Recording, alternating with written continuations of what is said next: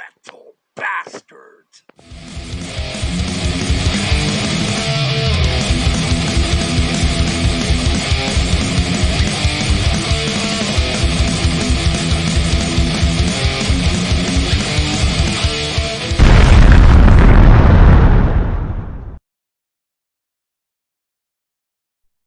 Kiss and fucking dynamite. Welcome to the Metal Bastards Hangout podcast. Are you ready to have a fucking Metal Bastards Christmas with the bastards? Well, you better think so, because the Metal Bastards are going to give you fucking naughty-ass coal in your stockings, and we're going to shove it up your asses. That's right, you know it. That's when you will need to shovel, motherfuckers. So anyways, what's up out there in the chat room? Welch rebooted. Hi. I saw that comment way earlier, actually, today. Yeah. KGW, welcome to the stream. I'm almost to 60 subscribers. This will be great for sure. You know it's going to be great for sure because we are the Metal Bastards. Ooh, yeah, Metal Bastards. Randy Macho Man Savage approves. Dig it. Yeah. Damn right. We got Frederick in the chat. Just wanted to say Merry Christmas.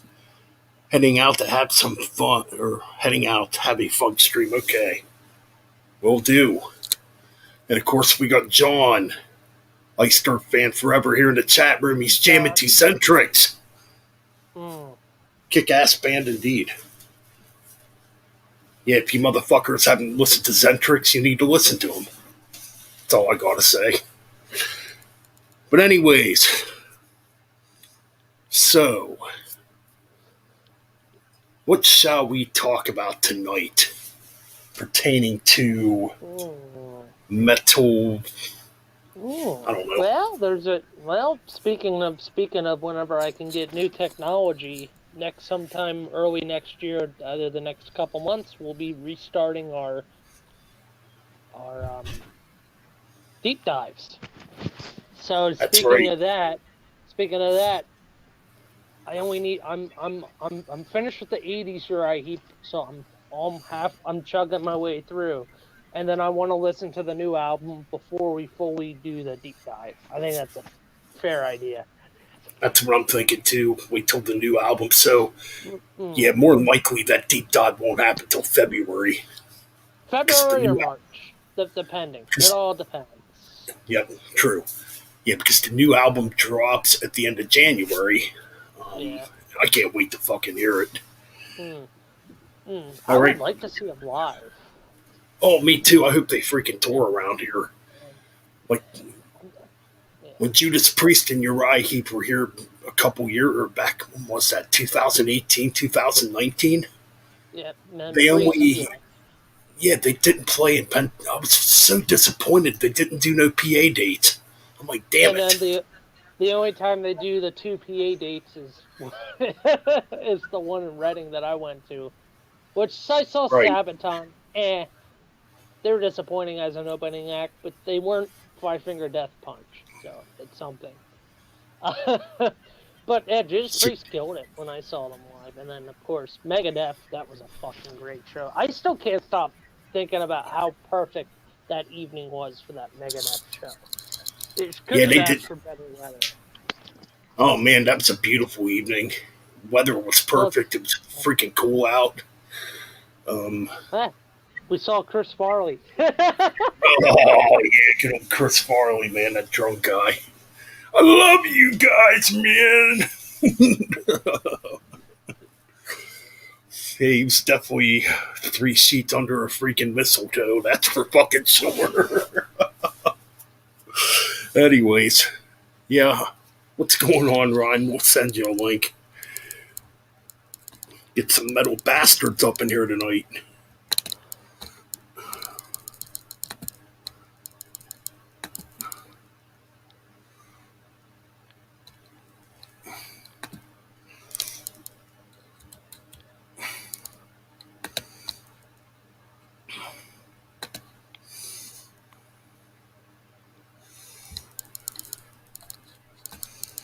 Yeah. All right, link is sent. I'm time to crack open my beer. So, big guys, I am drinking Trogue's Master of Pumpkin. Well, getting ready to crack open this Voodoo Ranger. Ugh. Wow, Ugh. Oh somebody in my the god. chat room somebody in the chat room likes Buster Brown. Buster KG, Brown. Oh. KGW. Oh, he must have watched my ACDC Buster Brown thing I did. The Phil Rudd thing I did. Yeah. Dude, still a solid drummer. Still one of my favorite drummers out there. Dude has a fucking groove. I don't care what people say. Phil What's Rudd going still on, rules man? the drum. What's up, Ryan?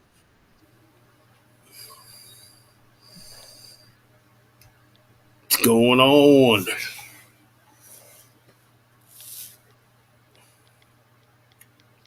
Ryan? Ryan? Ryan? Ryan? Your volume's not on, bud. Yeah, we're not getting volume. Try just read my lips, Ryan. Try exiting out and trying coming back in. I can't hear you. Okay, there we go. There we go. Okay, okay Well, there we go. what happened? What? Is that better? Yeah, I can hear Yeah. you. Okay, yeah. What I was saying. Oh yeah, I was saying I will be reviewing the new Uriah Heep. I just won't be joining you. I'll be more quicker to reviewing the new Uriah Heep album than y'all. Yeah, I can't wait till it comes out. Is it one of those that I am reviewing? Oh yeah, it is. Along with the new Ahab, Obituary, Steve Vai, and Catatonia albums, I'll be reviewing those. Yeah, I think it comes out. It's the same day as the Steve Vai one.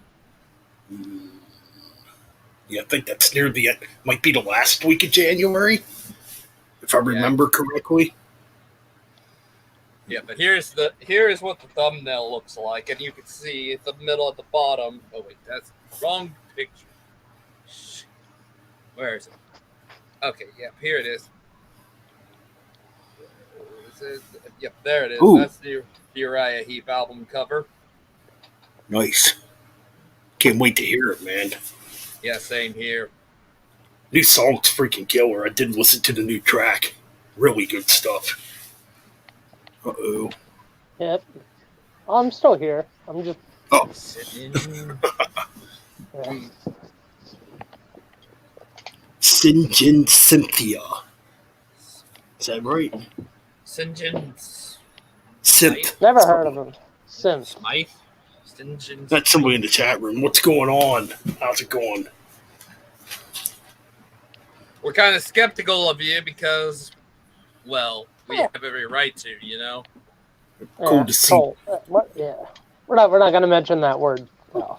Yeah, we're not mentioning them. I mean, we did get some new subscribers on the channel, so could be just a new subscriber, which is cool. Yeah. Have a metal ham sandwich. That's what I'm talking about. A metal ham sandwich. Yeah. It's funny. I've always thought about writing like a food-based theme. You know how Pizza Def did their album? You know, it's funny. I don't see other bands like going the metal route, like making jokes about food. You know, be kind of funny. Nah, you don't really see it a lot these days. Nah. Garlic Bread Massacre. There's a band name. Garlic Bread Massacre. I'll kill you with my garlic breath.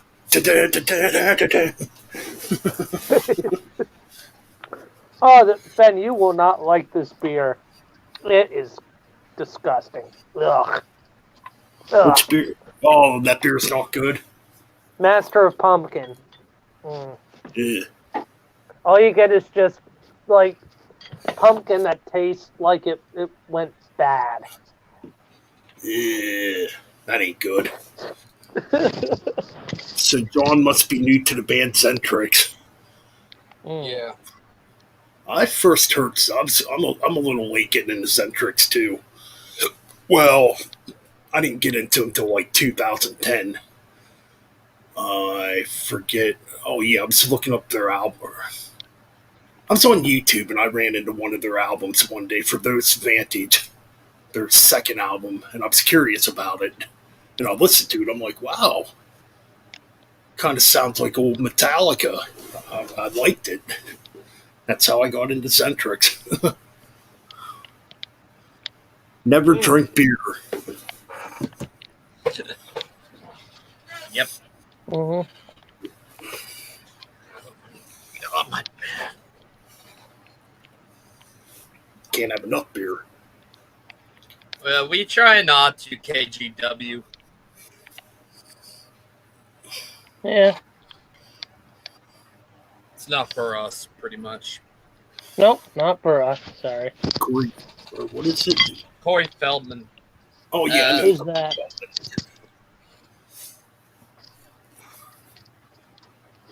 Wait, what did he say?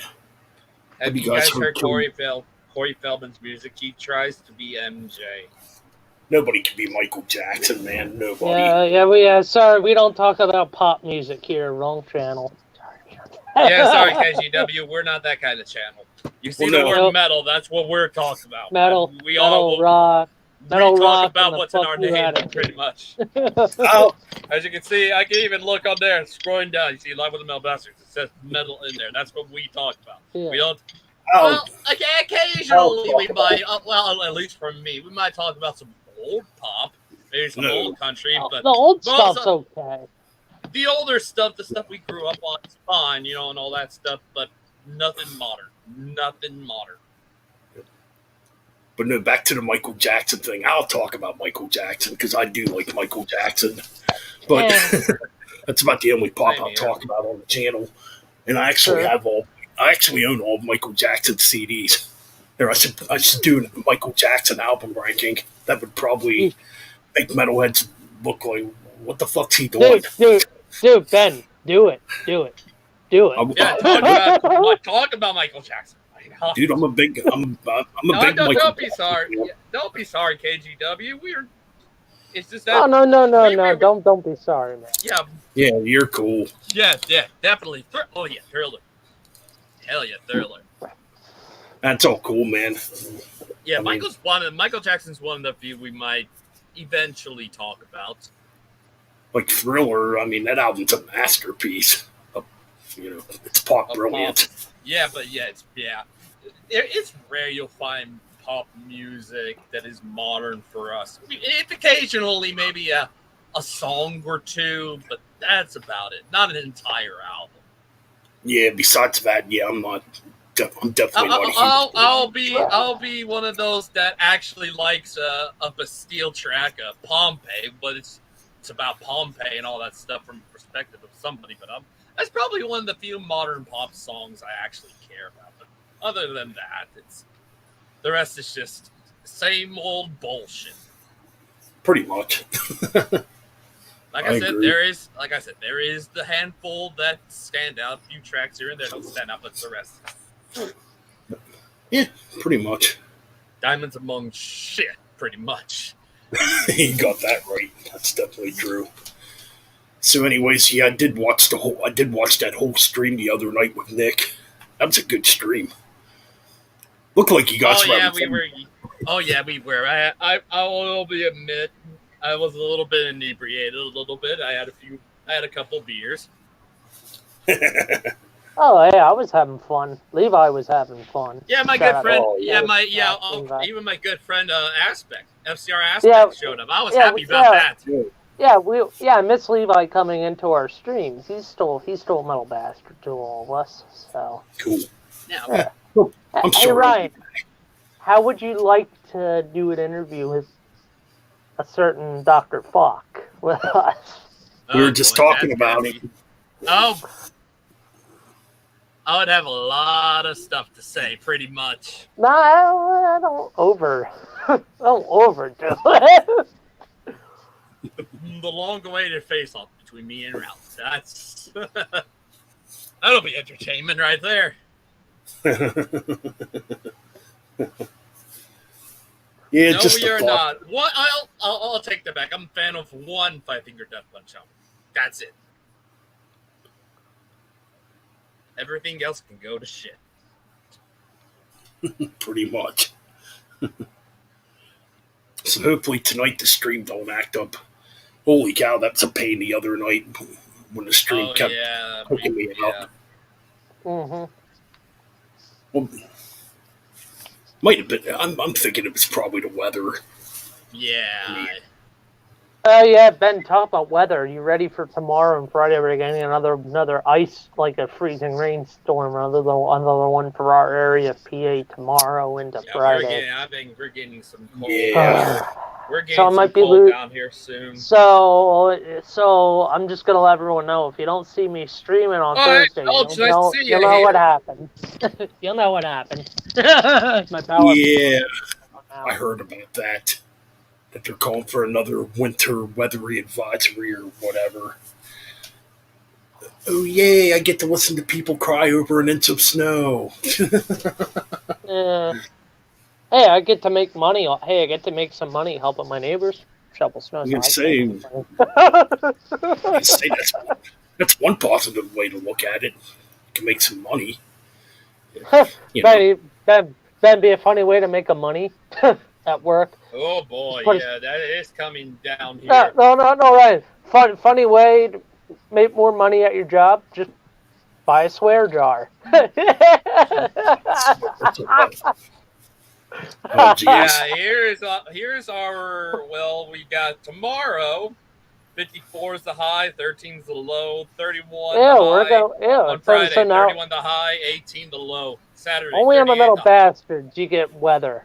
Yeah, I'm in Texas. You don't get that kind of weather down here. And ladies and gentlemen, we got your meteorologist, Demon Master Ryan Arnold, with the weather right now here live on the Metal Bastards. Well, for me, tonight it is going to be at a low of 41. Tomorrow, high of 54, low of 13. Friday, high of 31, low of 18. Saturday, high of 38, low of 20. And then Sunday, high of 47 and as low as 29 degrees. And these are all in Fahrenheit. There you go. There's your weather, people. So we have a 3-day stretch of those below sub 20. Now, in other news, who gives a fuck about politics and all the negativity going on in the world? Just join into the Metal Bastards and be freely entertained. Yeah, and if you're not briefly mention the weather sometimes, from time to time. We'll talk about the weather. That's pretty much it. Oh man. In other news, hey look, Ozzy Osbourne has his balls out in front of Sharon. Enjoy.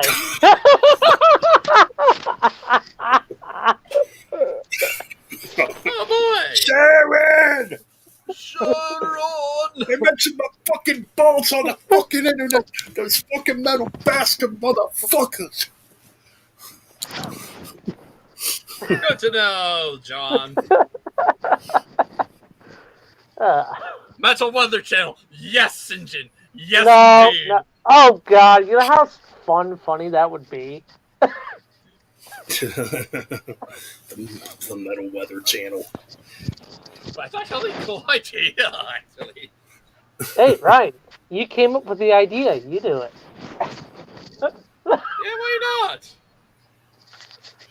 Yeah, we did hear. We heard what Sharon said about Bruce Dickinson. Like, when was that? A month ago? Yeah. He's a fucking asshole. Well, Sharon, you're a bitch. Well, of course he is. You gotta be sometimes in this business. See, I was watching Metal Meltdown's live video this morning about Ozzy needing to retire and I I agree. He needs to retire. I agree. He's not in good health, and I think Ozzy's now coming out and realizing I'm not in good health to be going out touring and stuff. Yeah. So yeah, man, I don't know. I don't want to see him back on stage.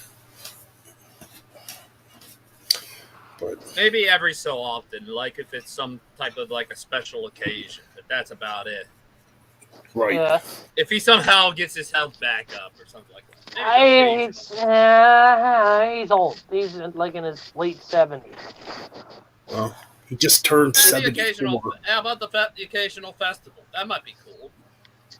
That's if Ozzy can do it. Ozzy doesn't need to be doing those. Nah, Let him relax and retire and enjoy his life. He's just looking. I don't know. The last picture I saw of Ozzy, he looks very brittle. Yeah, he looks brittle. Like brittle. he just doesn't. He doesn't look good at all. I don't want to say the word, but maybe he's showing signs he's just ready to get off this fucking planet. Yeah, that's yeah. I mean, I don't know, man. Well, okay. As a Black Sabbath fan, which death would hurt more? Ozzy passing away or Dio? Which one would just sting and hurt a bit more? Ozzy. Nothing against Dio, but it's. I think Ozzy would be a lot more bigger of an impact than Dio did. Yeah. Oh yeah, by the way, you're gonna be jealous, Ryan. Guess finally my uncle got tickets for it. Yes. Guess what show I'm going to for night Metallica. 1 only. Fuck Five Finger Death Punch. They're also touring Metallica with Pantera. Let me get the Metallica with Pantera yes, WV at MetLife Stadium. Fuck yes. Nice. We just I basically just gotta wait. Is it actually? No, there's no way. That's what I'm thinking about doing, getting tickets for night 1. Yeah, but like tickets for the lower stuff is already all sold out, so it's just high up in nosebleed stuff. I see. And I think they were like $155 a piece. Yeah. Well, considering that, what me and my uncle did, we're going to stay at the same hotel we did last time, which is a hotel not too far from the stadium there. So we're going to do that. I know some people just stay at like dirt cheap motels to go to concerts. You know? No.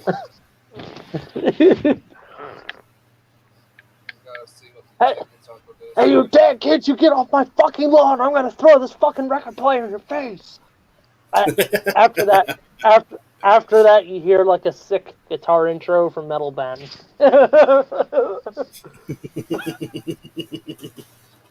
Get the fuck off my lawn, you fucking poser ass bitch! Get the fuck off of my lawn, you big fat colored ladies! Don't take that out of context, people. Don't take that out of context. Ben knows what types of people I'm making fun of. Oh, totally, definitely. Yeah, you got that right. And no, it's not racist. Cause no. I'm sorry. No, that was not meant to be racist. Whoever said that, well, you know. Yeah. So. I didn't even see nothing. Yeah. But anyways, we all missed Diamond Vinny too, man. Believe me. I just don't like these newer Pantera fans. And yes, I'm gonna call out some of you old metalheads. You guys aren't fucking helping either by saying that. Oh boy, that's Pantera's not not work selling for me. the same. Oh, hold on, Ryan. Hold on. What was I saying? Oh yeah, some of you old metalheads out there need to also tell these younger metalheads, hey, it's just a celebration. It's just a tribute to Vinny and Dimebag. So stop telling people to not go to the show. For some people like me that never seen Pantera live, hey, I can still say I saw 2 surviving members of Pantera. You heard Rex Brown isn't playing right now. Rex Brown is sick. So someone else is filling in on bass. Who's the leader of the Metal Bastards? I don't think there is a leader. I think it's just. I think it's us. If there's a leader, it's probably all three of us. Equally. I guess it's just all three of us. Yeah. I mean, I'm the one that started the YouTube channel, but Mike actually came up with the name. Yes. He's the one that came up with the Metal Bastards name, and we just kind of went with it. Yeah, because you have other channels like this is the Metal Radio Show or this is the Metal Awesome Show. You know what? Fuck all that PG shit. We are the fucking Metal Bastards, and we're here to kick some ass. You know. Right. Totally, man. I agree, man. And if you don't like it, go listen to your baby music and rockabye baby music. Anyways, man, thanks for helping the channel get to 124 subscribers. Yeah. I'm the one that I do share a lot of the videos on other Facebook metal groups and stuff, so I do put it out there, you know. Hell yeah, man, totally. We still need Metal Bastard shirts. And I still have an idea. We would have to design it. It would be me, Metal Mike, pissing on a gravestone that says, metal is not dead. And it's just me pissing on a gravestone with a shovel, with like a little shitty like plastic shovel that says Metal Bastards going up the side of it. It's just an idea. Oh shit! We need to get an artist. We need to get an artist to join the Metal Bastards, so they can design all this stuff. Yeah. Get your Metal Bastards condoms. They won't break like Kiss condoms. Oh, thanks. I appreciate it. I'm probably gonna do I'm thinking about doing an Ice Turf deep dive. Yeah, you should. You and John should do that. You and John should do that together. That's something you and John could do. Totally. I'm thinking about it, man. I know a couple people that would probably do it. I mean, maybe Chuck Hopkins would do it. I can come in too. I can come in too. Yep. So yeah, that's definitely in the works. An Iced Earth deep dive in the future.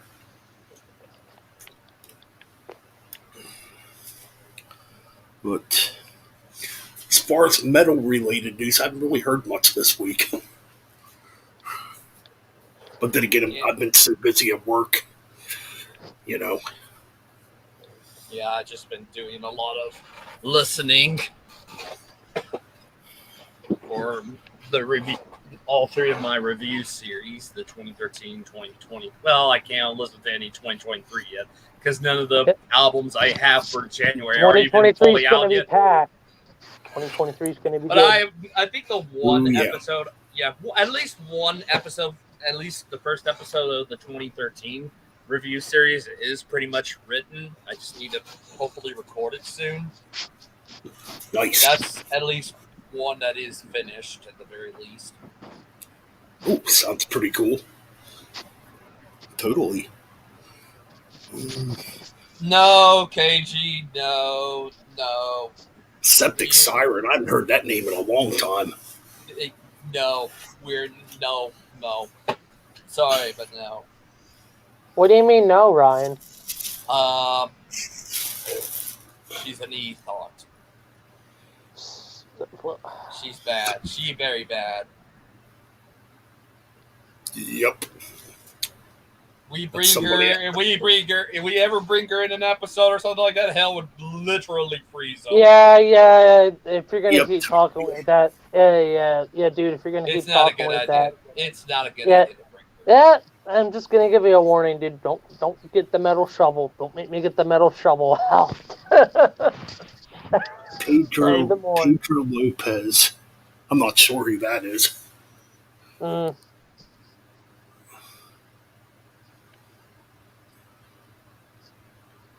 Yeah, I don't know. Pedro Lopez.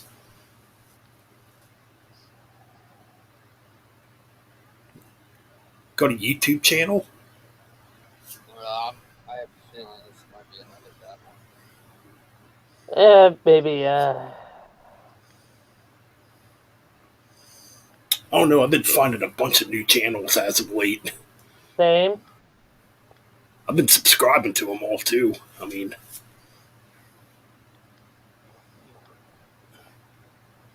Pedro Lopez.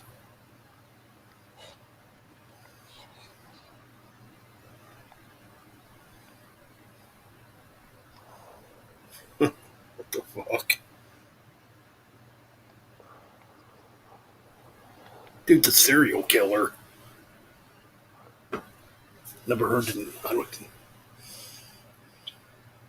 Yeah, that's what comes up in this. Unless there is an actual YouTuber out there. I mean, I have no clue. Midway Breakaway. Midway Breakaway. Okay. Not sure. Anyways. Oh, okay. Yeah, it's like a judging from this.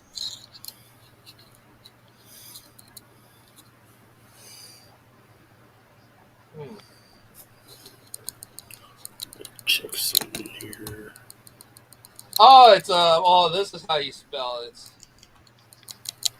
It's the L is a 1 and the E is a 3. Oh, you found it? Yeah, I'm looking up this band.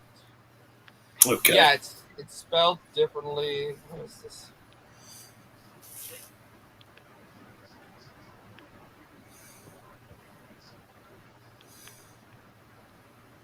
I need to figure out who these guys are.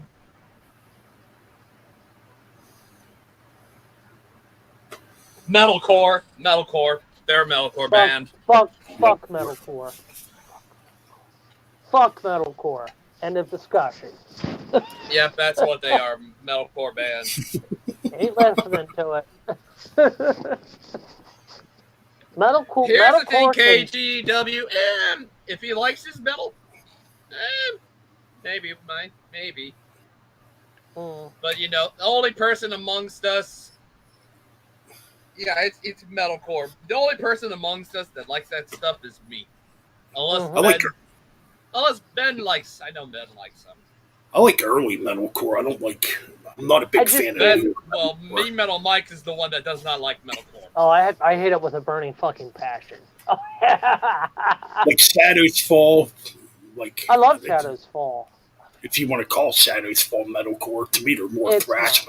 They're thrash. Yeah. I mean, the only thing metalcore about Shadows Fall is the vocals and spots.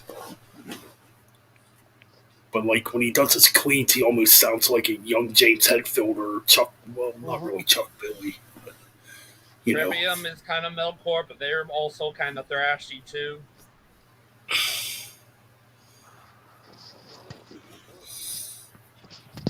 Something to be sorry about, KG. Sinjin says, I like Earth Crisis and Marauder for metalcore. Those are good. The early metalcore stuff's good. It's like when metalcore got commercialized is when it started sounding like yeah, KG. Me Metal Mike doesn't like just metal. He also likes some hard rock too. I love hard rock, classic rock, bluegrass, and like old school '90s rap. That's just don't talk to him about it. Metalcore or some others that he probably won't like. Anything fucking modern metal just sucks. Except for. I would even say. I'll probably say. Let me add one more thing. He probably does not like black metal either. Early stuff is okay. Early stuff's okay. The rest is shit. You said, "What's your favorite death metal band, Mike?" Couldn't. Then just not into that genre either. Not into pop music. I love old school. I love bluegrass. I love old school country music. I love good. I just fucking love good music. Not music that's fucking fake. Get more than that. But the worst kind of fucking music is mumble Fucking rap and trap rap. Fuck that shit. fuck that garbage. It's not even music. It's not music. And it's still fucking popular. Why the fuck is it still popular? Yeah. We don't say Anybody- that word around here, KG. That's Wait, a what word? trigger word. Trigger word. Poser. No. That's a poser Oh, not. That's a trigger word. Poser. That is a bad word. I mean, we call Jeff a poser, but that's different. That's because we were saying. Yeah, but it's like that's There we go. the rare Karens, but that's. We're not. Yeah. If you're gonna bring up that stupid shit in the chat, then don't be childish, or he's getting the shovel. That's all I'm gonna say. So, anyways, if anyone else wants to join on in, I think Nick and anyone else, you're all watching. Yo. So, shout out to Snaggletooth Xavier. Has an awesome fucking band. Yes. Hell yeah. Sadistic oppressor. Yep.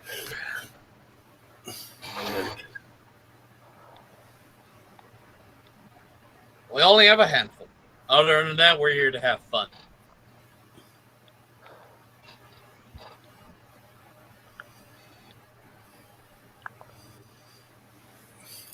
Unless there is no rules. What no rules? Well, what do you mean, Ryan? Freaking KGW says have rules that makes no sense. If you don't like our rules, go elsewhere. So there are some rules. There's just not that many rules. There's not that many rules. Just don't be stupid. Don't fucking start drama in the chat. And Yep, that's exactly that's it. You don't And start drama. We're good. And don't fucking troll. Yeah, those are the only rules. The only time I'm ever gonna say it. Those are the only rules. They're very important rules. Yes, we are cool. Yep. Pretty much, man. I agree, dude. Yeah. But any- I have to get rid. This beer is fucking disgusting. That's a disappointment. Mike's no douche. You Oh, what the fuck is this? Get him out of here, banned.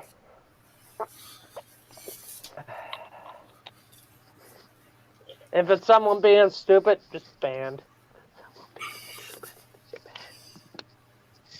We're not going to put up with stupid people. We're not going to put up with stupid.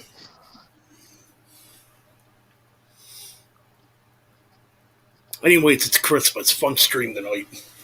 We're not here to Yes, fight it and is, argue. man. We're not here to No. fight and argue with people. Anyways, so forgot what the hell I was gonna say. Oh, we're talking about live albums earlier before the stream began. Oh yeah, it was just an idea for a video. Pick your 10 favorite live albums, then pick one song off of each album and make it into an actual live concert set list. What songs would you want to see played live from that live album? Ooh. So we're picking one song from one song from each live. One song from one live album by one band. Yes. Damn. That's fucking tough.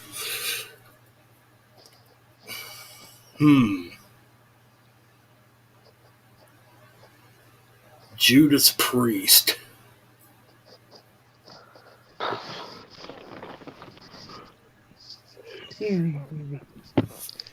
Well, it's going to be off Unleashed in the East. I'm going to have to go with Victims of Change. Oh yeah, that live version is just good.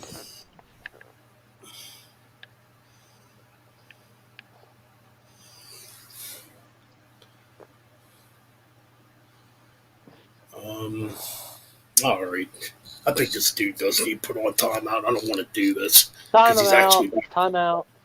he's not really Time out. doing anything much. But Yeah. Time out. Sorry. I agree. we're Time not. out. I'm not interested in drama, so I put him on timeout. I'm not going to block him though.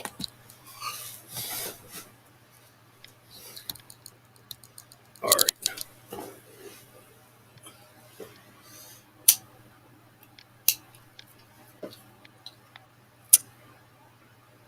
So, Iced Earth from Alive in Athens. Ooh, this is not going to be easy. But I'm going to go with the first track out off the top of my head, The Path I Choose. Um, let's see, Metallica.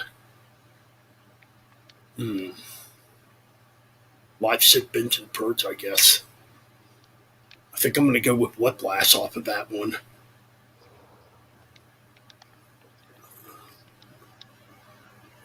Okay. This is not easy.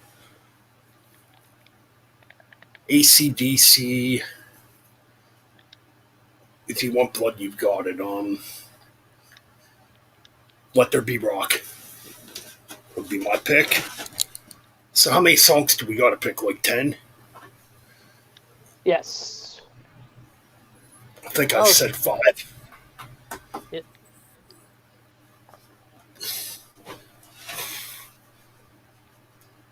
Um,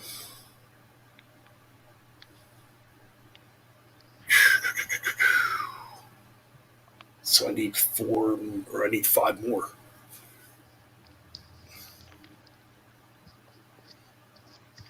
Iron Maiden, Live at the Rainbow 81.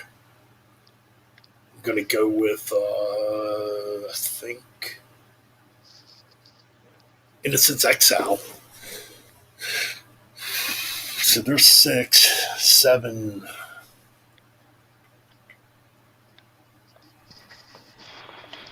Fuck is her?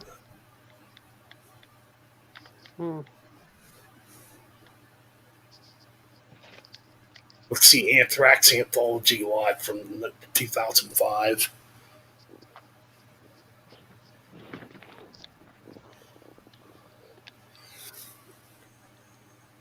Yeah. Probably Caught in a Mosh. That's 7, right? So 8, 9, 10, okay. Scorpions Tokyo Tapes. I'm going to go with Fly to the Rainbow.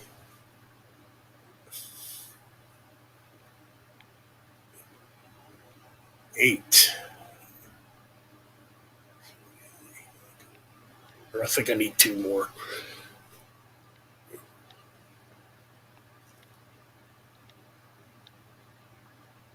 Testament, Over the Wall, from Return to the Apocalyptic City. And number 10. We're going to go with Motorhead's Overkill from Live at Hammersmith. So my 10 picks. That was not easy. Slam Jam Mania, what's up? So what's up, Slam Jam Mania? Oh, totally, man. It's definitely cool to get the kids into the metal, man. It's what the kids need. They need that metal. For sure, man. Yeah. I don't think Iced Earth. Maybe back in the early days they played it live. Life and Death from the first album.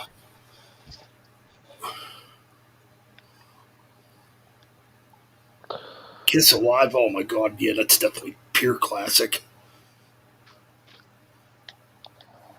Got into metal when you were 11, cool.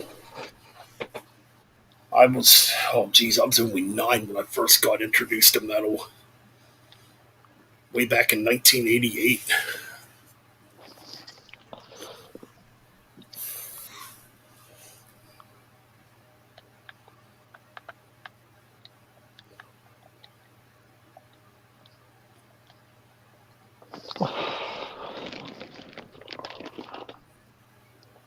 Yeah. All right.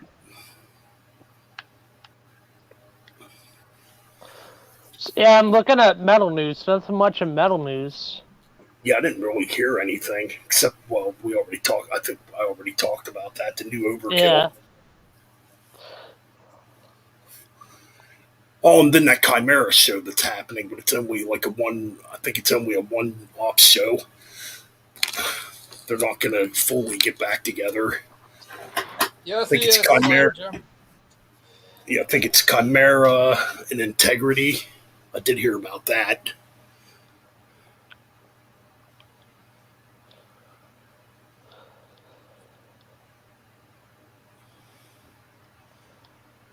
$19.90 at the age of 10. Ooh. Quite cool.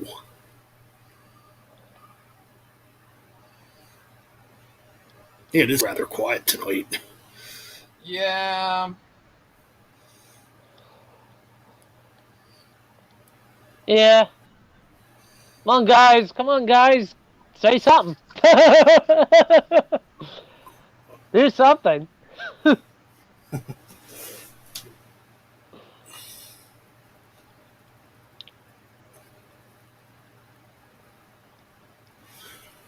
So, I guess what I'll do, I could show some new CD purchases I made today as I was out and about. All right. Well, Hell yeah.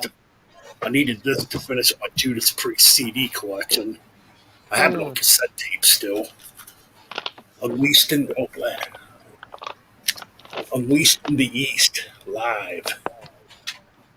One of the greatest live albums of Nice. all freaking time, obviously. Bought a King's X album.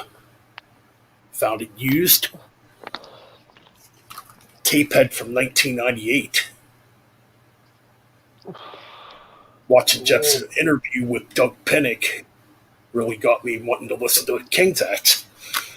So I bought that. It's the only one I found used. Um, okay. Got the new Crisium CD. Still need to finish listening to it. I'm up to like track 8 on here. Pretty good stuff. Mortem Solus. 2022 release, obviously. Really good stuff so far. This freaking CD is absolutely amazing. Desmorta by Toxic. First CD album, whatever you want to call it, in 33 years. So yeah, this is their comeback album. And I really dread to call this thrash metal because it sounds more like power metal. There's definitely thrash in here, but it's also quite progressive too. A lot of very, very technical playing on here. A lot of fast shredding. Very high Halford like vocals. Really good. Okay.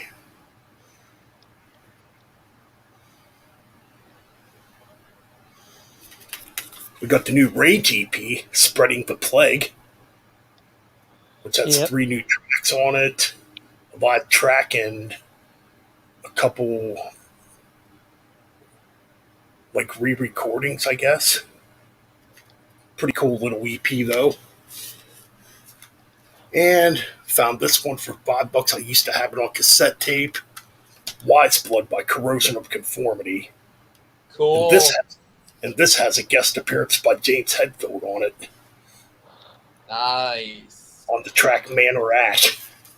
But I think it's a pretty damn good Corrosion of Conformity CD, and that's what I picked up today. Nice. Hell yeah, man. Rage is freaking amazing. I need to get all their other albums. I have like 5 or 6 of their CDs now. But Jesus Christ, they have 28 total albums.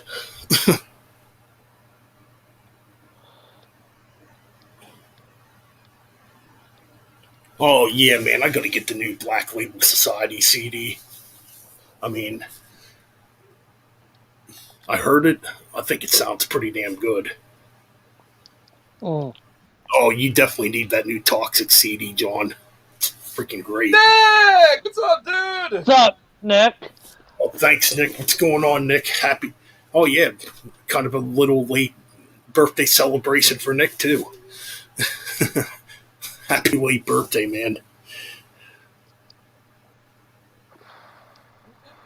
Yeah, indeed, Slam Jam. We're just kind of just looking. I'm looking at the chat while also looking at my phone and stuff like that. Same.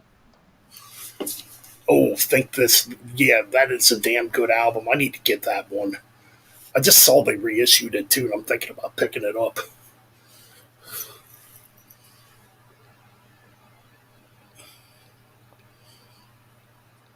But yeah, man,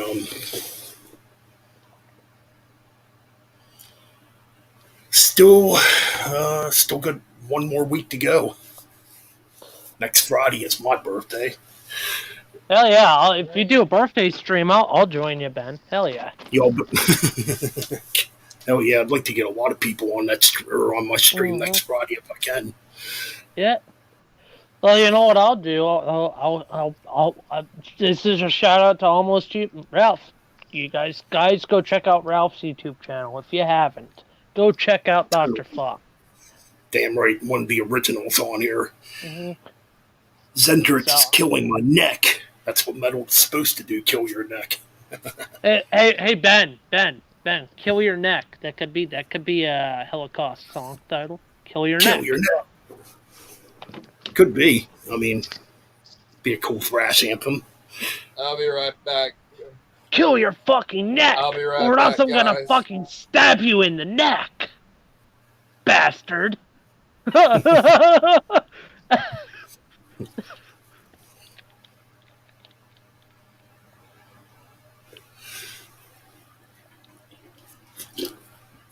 Alright, man. If you want to come on, Nick, I can send you a link. Sure, Nick, biker metal. On, man. Yeah, biker metal sounds pretty appropriate. Pretty biker much metal. Is. Hell, a lot of people call Motorhead biker metal back in the day. Alright,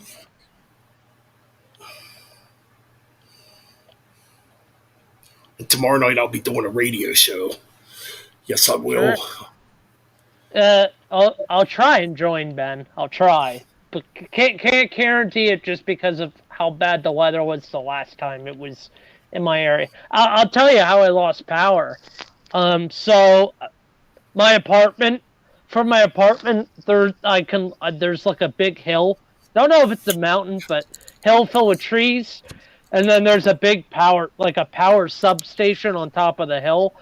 That night, that night the power went out, and I saw like three or four times like green flashing, lights in the sky coming from the power station. My guess is the whole block went out of power. That's why I couldn't join. Otherwise, I would have joined because the stream wouldn't have worked well without my Wi-Fi on. So you know. Obviously, I mean, Viking Skull's a killer, man. I have heard Viking Skull before. Oh yeah. All right. Let's send Nick a link.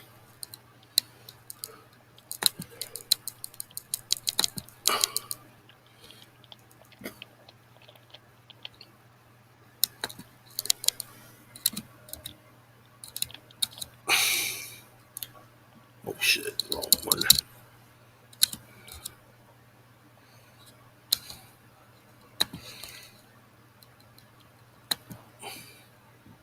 All right, we are good to go. Yep.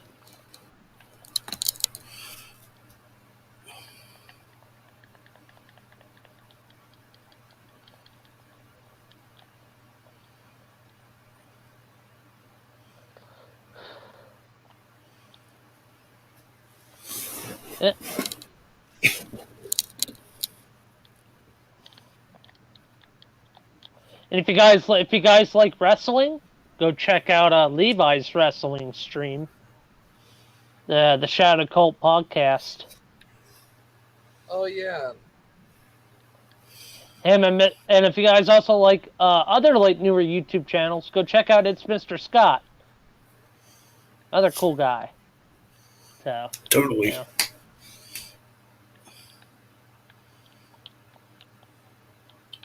Viva La Bam. I used to watch that back in the 2000s. Hell yeah.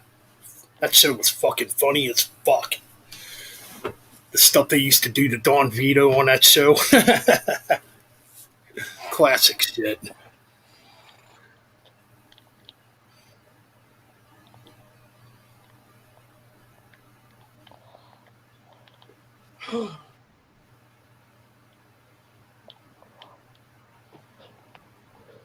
Yep. Today's motherfucking stream is brought to you by Doritos because you know can't go wrong with a bag of fucking Doritos. Oh, you got them all on DVD? Fuck yeah. I know my friend has the whole DVD collection too, man.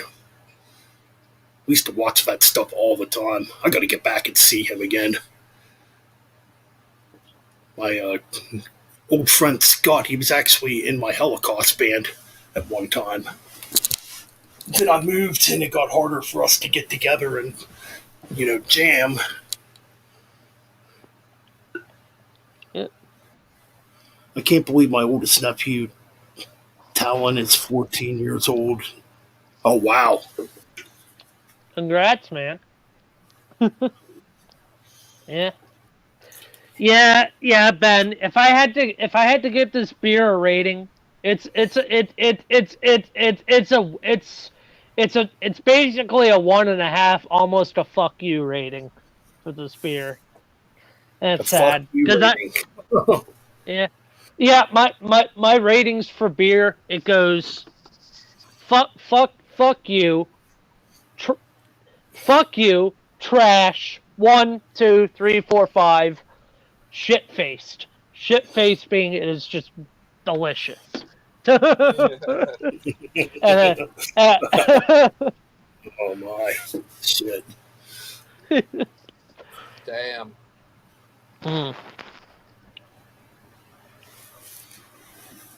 Well, Slam, we got some good old Yingling right here. At least I do.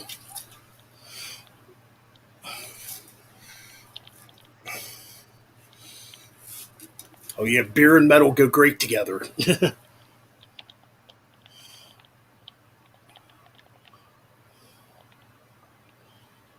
Oh, Don Vito. Well, yeah, he was a weird guy, man.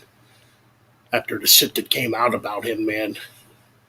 Yeah, he was definitely a piece of shit as a human being.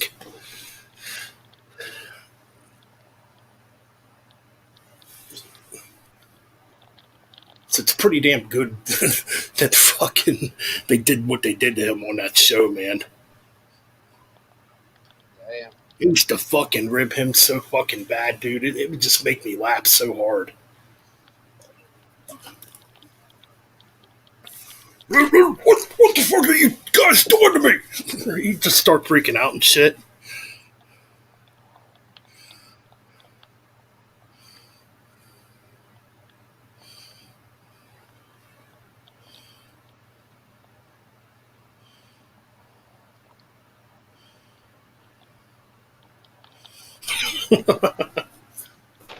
He's been dead for quite a while now. When did he die? 2000. I want to say 2014, 2015.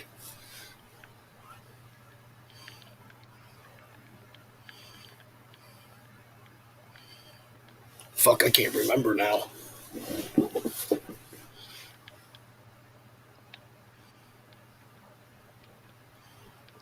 Yeah.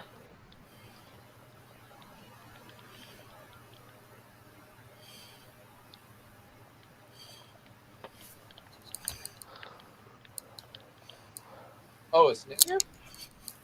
Yeah, Nick's here. Oh. No, is he waiting Yes. in the stream? No, not yet. Oh, okay.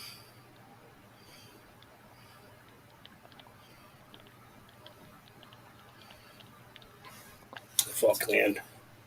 Yeah. I know This they is just were one of my... Sorry, Ben. This is just one of my nights where I'm just like, I got nothing to talk about much. You know. I mean, if you don't want to be here, I mean, you can. Oh no, I'm go. staying. I'm staying. It's just Yeah.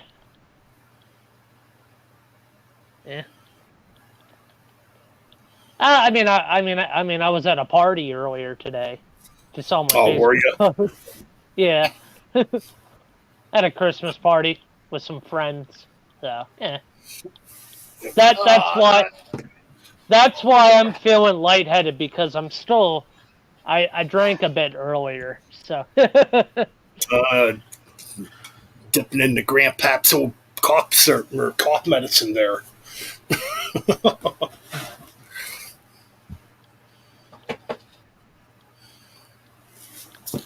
A lot of things are happening behind the scenes, at least for me, Slam Chance. If I'm not paying attention, it's probably for a good reason. So apologies. yeah. Uh-oh. That's not What? good. What? Oh. What's not good? Oh, geez. Favorite bit off a Jackass. Ooh. I'm going to have to really think about that. It's been quite a while since I've watched Jackass. Fuck. I guess anything involving the midget dude. Those were always pretty comical. What's up, man? What's up, Nick? What's up, Nick? What's up, Nick? Oh, not too much. Just fucking spent the day Christmas shopping. I was fucking driving around town for fucking 5 hours. Oh, damn. Yeah. Oh, I should have got this shit done so much earlier. But the fact that there's a snowstorm coming, dude, the stores are fucking pandemonium, man. Like, everyone's fucking like got to get 8 fucking snow shovels and all the fucking salt, but also I got to do my Christmas shopping. So yeah, it's great. it's fine. It's wonderful. It does seem like the week of Christmas. That's when everybody wants to do their shopping. Well, I mean, yeah. We all say I'm going to get it done early this year. I'm going to be ahead of, and then it's like, fuck. How many days have I got? Shit. oh, sounds cool, man. I was gonna say, I know Christmas Eve can be really bad too when it comes to shoppers because everybody's in a last minute rush. Ugh. Yeah. Sometimes Oh yeah, no, go ahead. No, I'm just gonna say sometimes it can be worse than Black Friday. Dude, I mean, Yeah. I don't know, like the day after Christmas can be kind of like that because everyone's going for that after Christmas markdown. But yeah, I don't know. Like my only plans on Christmas Eve if I can actually get the fuck out of my house because apparently we're in that section that's supposed to get blizzard-like conditions and shit here. yeah, I heard that stuff's coming up this way too. And I don't. Well, you guys like. I've been looking at because I'm a fucking nerd for like weather and shit like that. Like, you're all right. There is like another like system sort of pushing off the Atlantic too, and you're kind of right where it's going to meet up. So you might get like a whole other separate batch of bullshit there. We're getting like that whole Arctic vortex where literally the storms. It's sweeping fucking east right now, but it's going to start hooking around. right. And that's where it's just going to swirl in all this fucking cold Arctic air that's going to be moving at about 50 miles an hour, apparently. Yeah, 'cause I'm looking at the weather here now. So, okay, yeah, today it's 52, Jesus. 54 tomorrow. But they're calling. But then it's supposed to drop all the way down to 11 degrees with a 70% chance of snow. Was that Oh. for 70 or sorry for Friday or Saturday? Thursday night. So then Friday, it's only supposed to be 18 for a high. But they're calling for like Freezing rain. like a partly cloudy day with a 10% chance of snow.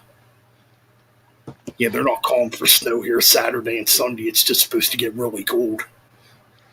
Yeah, Saturday and Sunday looks like they're going to be kind of clear. I don't know. It's calling for a lot of wind on Saturday, and that's where it's going to be a high of 9 whole degrees.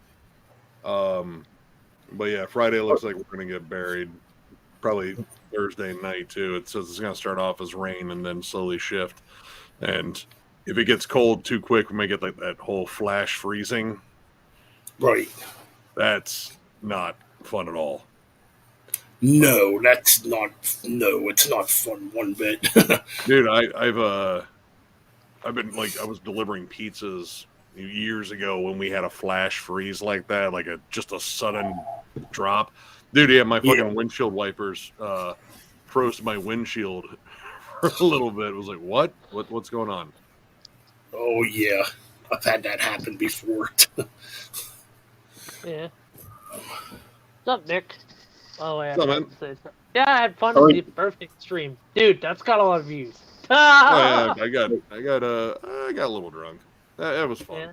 I got drunk too. I think you were drunk. I was drunk. Who else? Nick, look who joined. Ryan was drunk. Oh yeah, I was drunk. Yeah. Levi didn't touch anything. I'm surprised. Levi All right, take care of Slam Jam Mania. Yeah, Slam Jam. New Dark Throne's fun. Yeah. Or Dark Thorn? Yeah, Dark Yeah, you Throne. He probably meant by just Dark misspelled it. Throne. He might have misspelled it. Nick, I thought you said being drunk was fun because I misheard you. So I thought you said being drunk is I mean, fun. I said, yeah, it's until the fun. next day. It just Till the next morning. Till the I don't. next Oh no, morning. actually, I didn't have a hangover. I fucking chugged. Like after I was done, I just chugged fucking water the rest of the night, and passed out almost immediately afterwards. Like I ended up crashing on the couch for a little bit because I was watching TV, and then out woke up at like 3:30 in the morning. Like I'm gonna go to bed, like actual bed.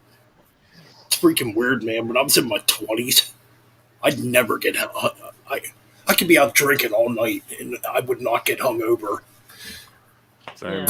Damn. When you get older, your body processes that shit worse, and yeah, you know, you got to plan ahead for like all right, I'm gonna do a night of drinking. Oh, it's I'm gonna weird. make sure I have like 2 or 3 things of Gatorade, and you know, The older your body, your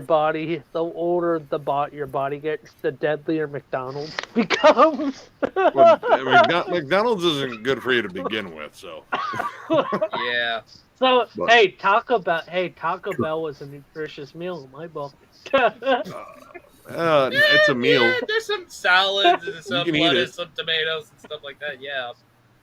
Not the fucking fake salad. But yeah, no, it was fun. I mean, getting older's it's whatever. But you know, Yeah. I figured to do something fun. It was kind of just like a last minute thing. Like I just blurted it out in a fucking premiere for Joe's top 10 list. I was like, hey, you know what? Fuck it. Yeah, did you see Do, Jeff's new video? Yeah. Oh, I haven't got a chance to watch the Doug Pinnick one. I went to a show that night. Oh, that Doug Pinnick interview was really good. Dude, Jeff's really fucking good at that. Oh yeah. He's- Definitely Yeah. is. I'm going to be honest right now. Out of all the people I've seen do interviews on YouTube, to me, he does it the best. He does it the best. He knows how to like kind of transition it well. Like he has like a casual conversation and peppers in the questions within there, and it keeps things loose. You know, it keeps things. Right. It's still structured, but it has like a really good flow to it, and he gets a lot of great answers. I think because he's so, you know, like casual with them. Like, oh yeah, I could kind of loosen up too. And he said he got a whole bunch of like just killer fucking info from Doug Pinnick. Like, you know, like there's a lot of stuff in here that he didn't necessarily talk about in other interviews. Right. Yeah. Yeah. It was a well done interview. I mean, he did a hell of a job. Yeah, I'm glad he's doing that. You know, I mean, it probably keeps his mind off of all the other shit. I know today was his big appointment, and they're Yeah, that's right.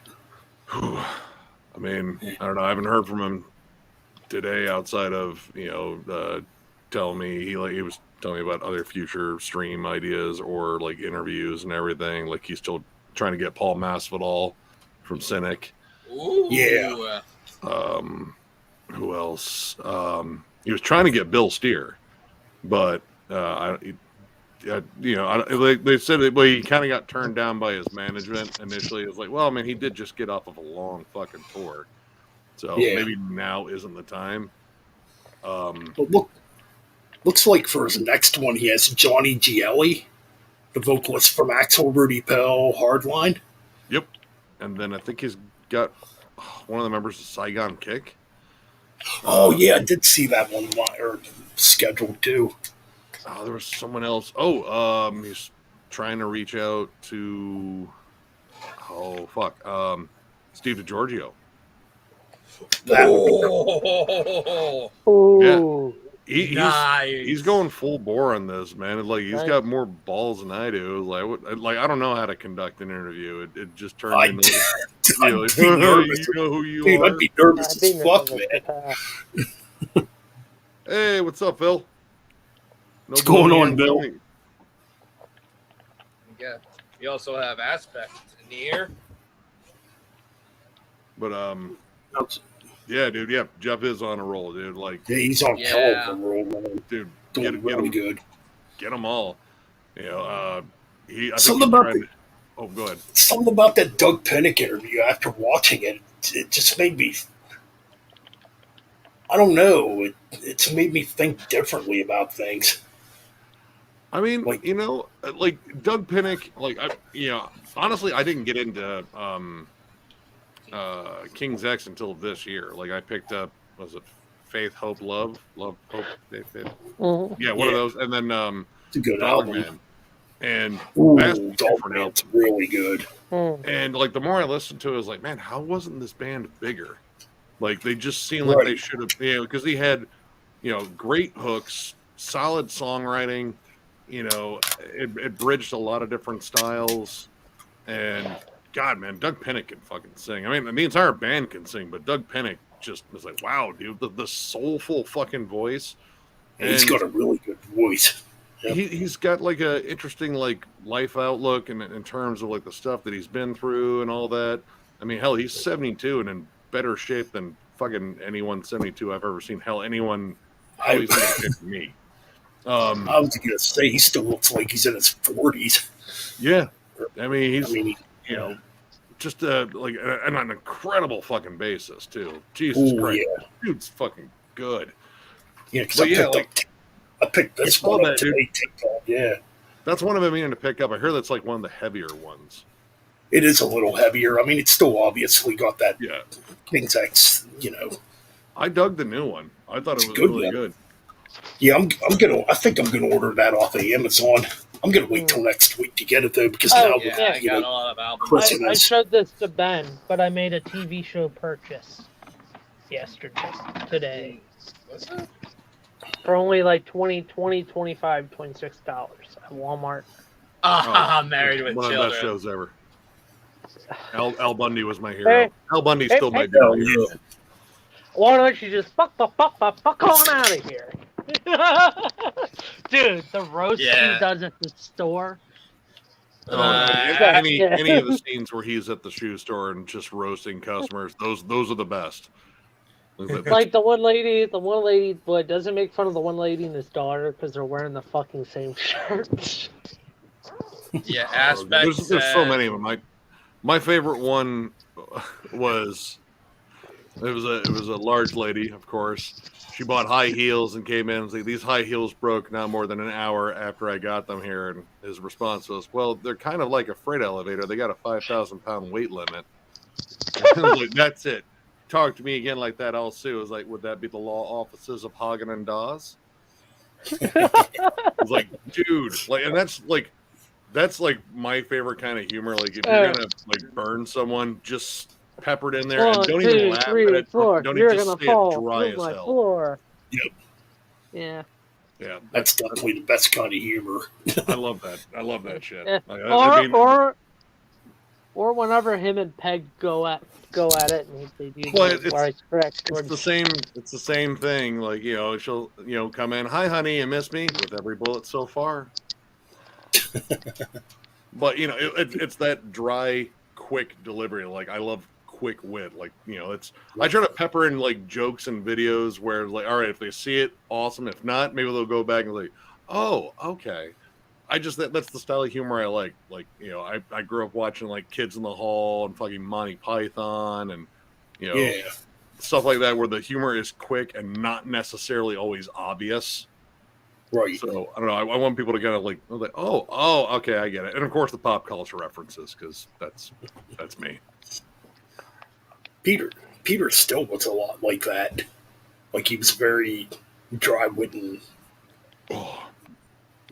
Like, there sometimes you couldn't tell if he was joking. You probably knew he was joking. Leave him guessing. Leave him guessing. I love that. That's the best humor out there. So I did put together that. I don't know if you saw the stream where I showed off the Havoc staff Lego thing that I got. I put it on Facebook. I built that thing. It's awesome. Cool. It's like, dude, like as soon as it took me like almost 3 hours to do the fucking head, because I kept fucking it up when it came down to the horns. Like, why is this one? God damn it! I fucked this thing all up again. But yeah, I got it all together. I was like, dude, this is so fucking cool. Fuck He-Man sword. He-Man sword's overrated. The Havoc staff, that's where that's at. There you go. I'm pretty sure I've seen it. I'm gonna have to look it up again. But I was trying to say earlier, Aspect says, what's your guys' best metal album of this year? Voivod. I actually went back because I was listening to the whole 2013 albums and actually listened to Target Earth from Voivod. I'm like, outside of one song I did not like, the rest of the album was pretty good. I would say the one after that, The Wake, is way up there for me. But Synchro Anarchy is fucking amazing. Did you listen to the new Toxic yet? Yep, I own it. It's a fucking wild album. Like the songwriting. Like, I have Think This, and that is vastly different than that one.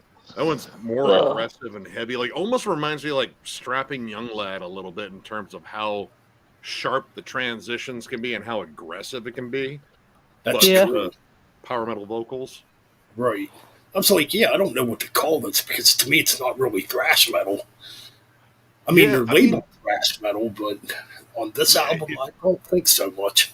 It is and it isn't. Yeah. Like, it's definitely like a hodgepodge. Like, there's like, all right, if you could, like, extreme speed metal, maybe, I don't know, because it's very aggressive. It's very fast. I mean, like, I was kind of shocked by it, because I was like, all right, man, older band now, see what they're all about. But yeah, I was like, dude, this doesn't sound like an older band. This sounds like a fucking band trying to do something kind of wild and different here, and for the most part, succeeding. I wonder if it's the same vocalist. See, I got to go. It's a different dude.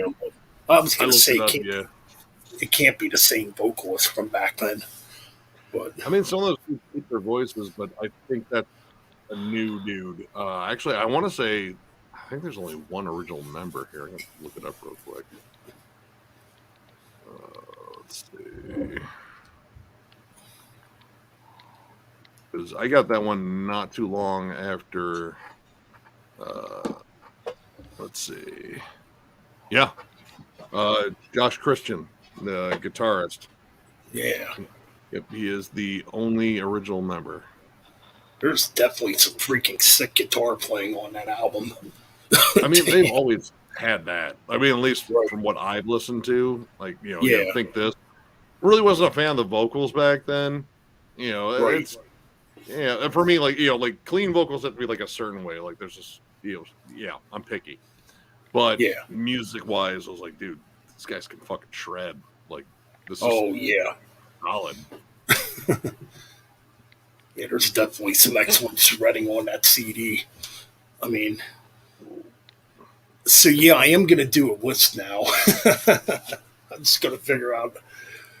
Oh man, I mean, it was a pain in the ass. Like, dude, for every year, whenever I put out one, it's like, why wasn't this on there? It's like, because it only had 40 spots, and it's tough, you right? know. And just because something isn't on the list doesn't mean I hate it. That's far from that at all. I also liked it. It just didn't make the year-end list. I mean, I guess down the road you can redo it. Yeah, but I mean, like that's if like you're like if your opinion really changes on an album, like because most of the stuff Yeah. that's like at least in like my top 10, I feel very strongly about.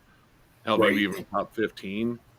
But like you know, some of it, I mean, maybe may not have aged as well, or I could switch around positions.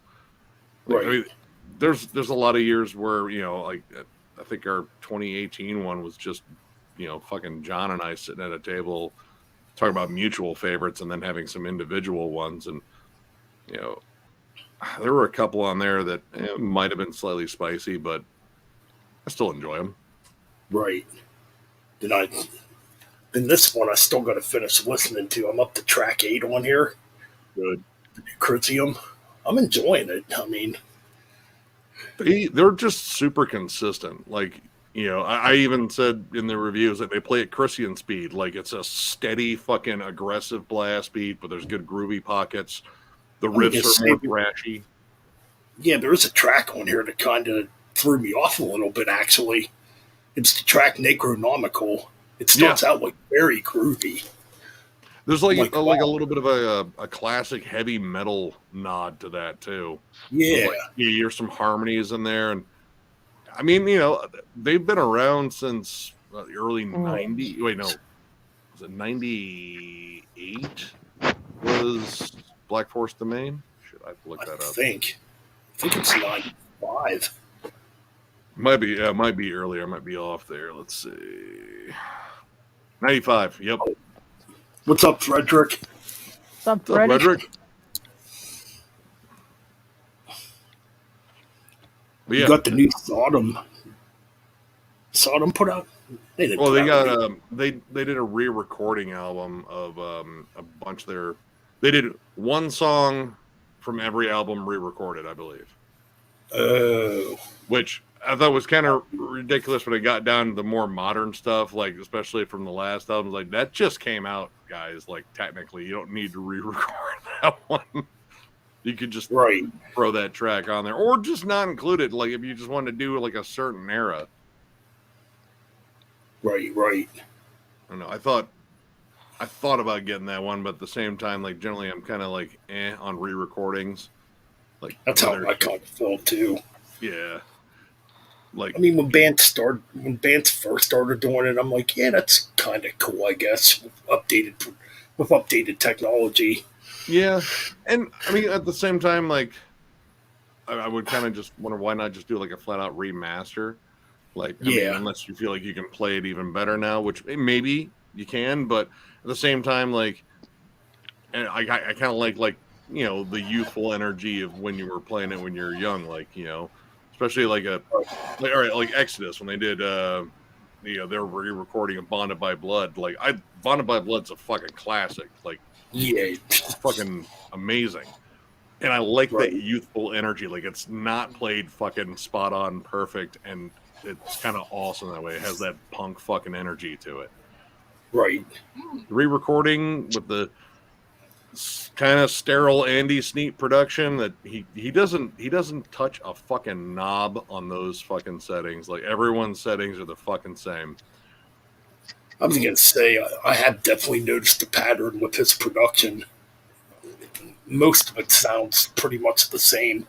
Yeah, and that's a standard complaint with a lot of people. Is like, all right, Andy Sneap production, I know exactly how it's gonna sound. Like, even though I think I was just gonna say, he did this. Yep.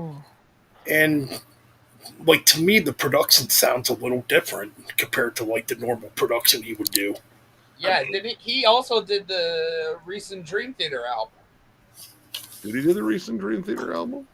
Yeah, a view from the top of the world, I believe.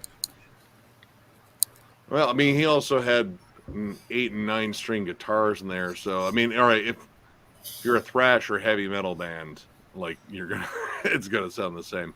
I think. Oh, like with fucking Petrucci throwing in an 8 string, 7 string, and a 9 string in there.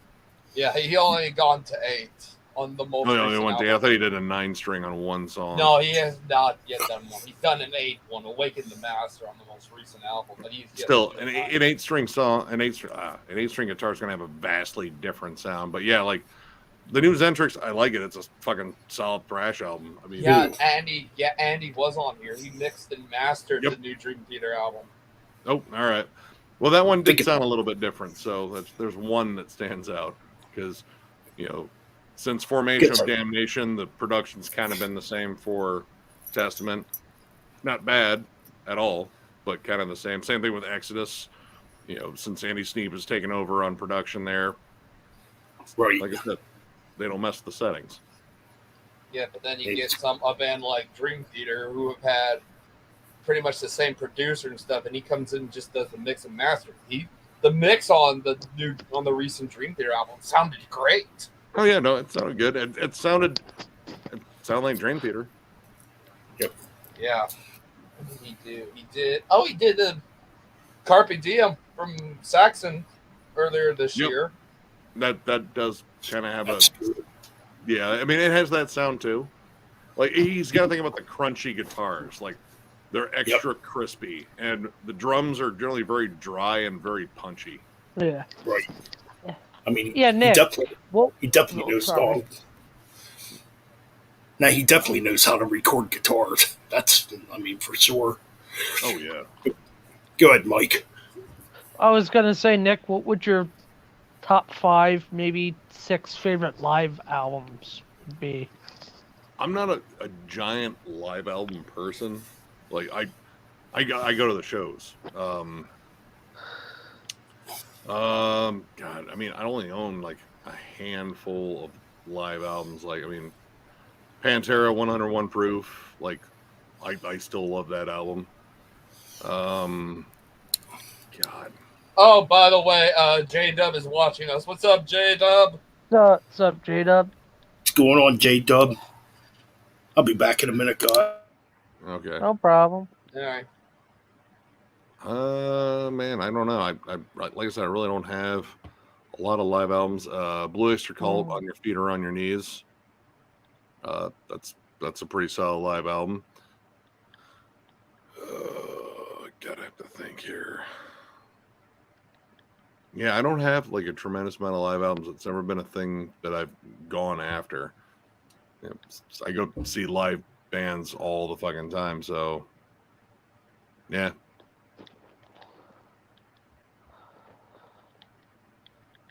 Yeah, you and me are the complete opposite. I buy a lot of live albums because I can't go to many live shows.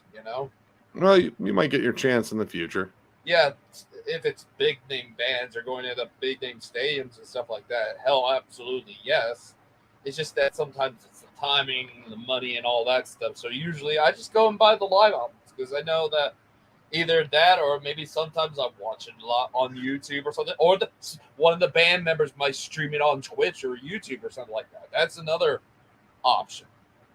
Yeah, I mean, honestly, like I would probably go with watching it, just because you kind of feed off the energy of watching the crowd move around too, and stage presence and all that. Like a live album doesn't capture all of that. Like I think you kind of have to have the visual element. Mm-hmm.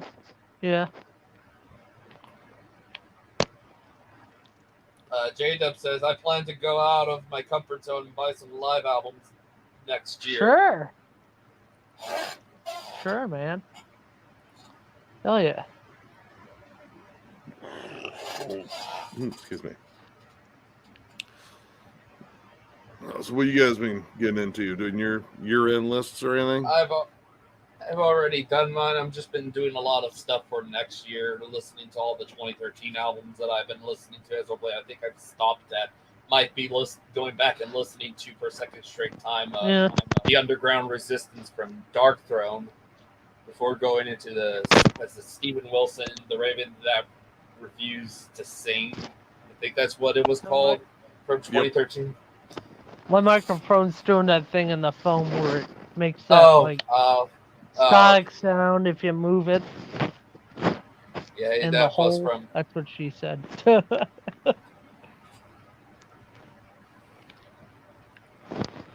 yeah, there's already a fair amount of releases coming out next year that looking forward to checking out. Yeah, I already got the thought that I'm going to probably be listening to and reviewing for next year. I got. Would you be surprised?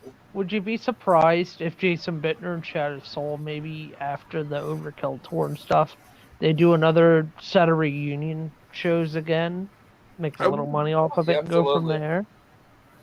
I wouldn't be super surprised, like, because they've been, pretty transparent about them actually jamming together again. Also, where the hell did Gene Hoglan go? Dark Angel. Really?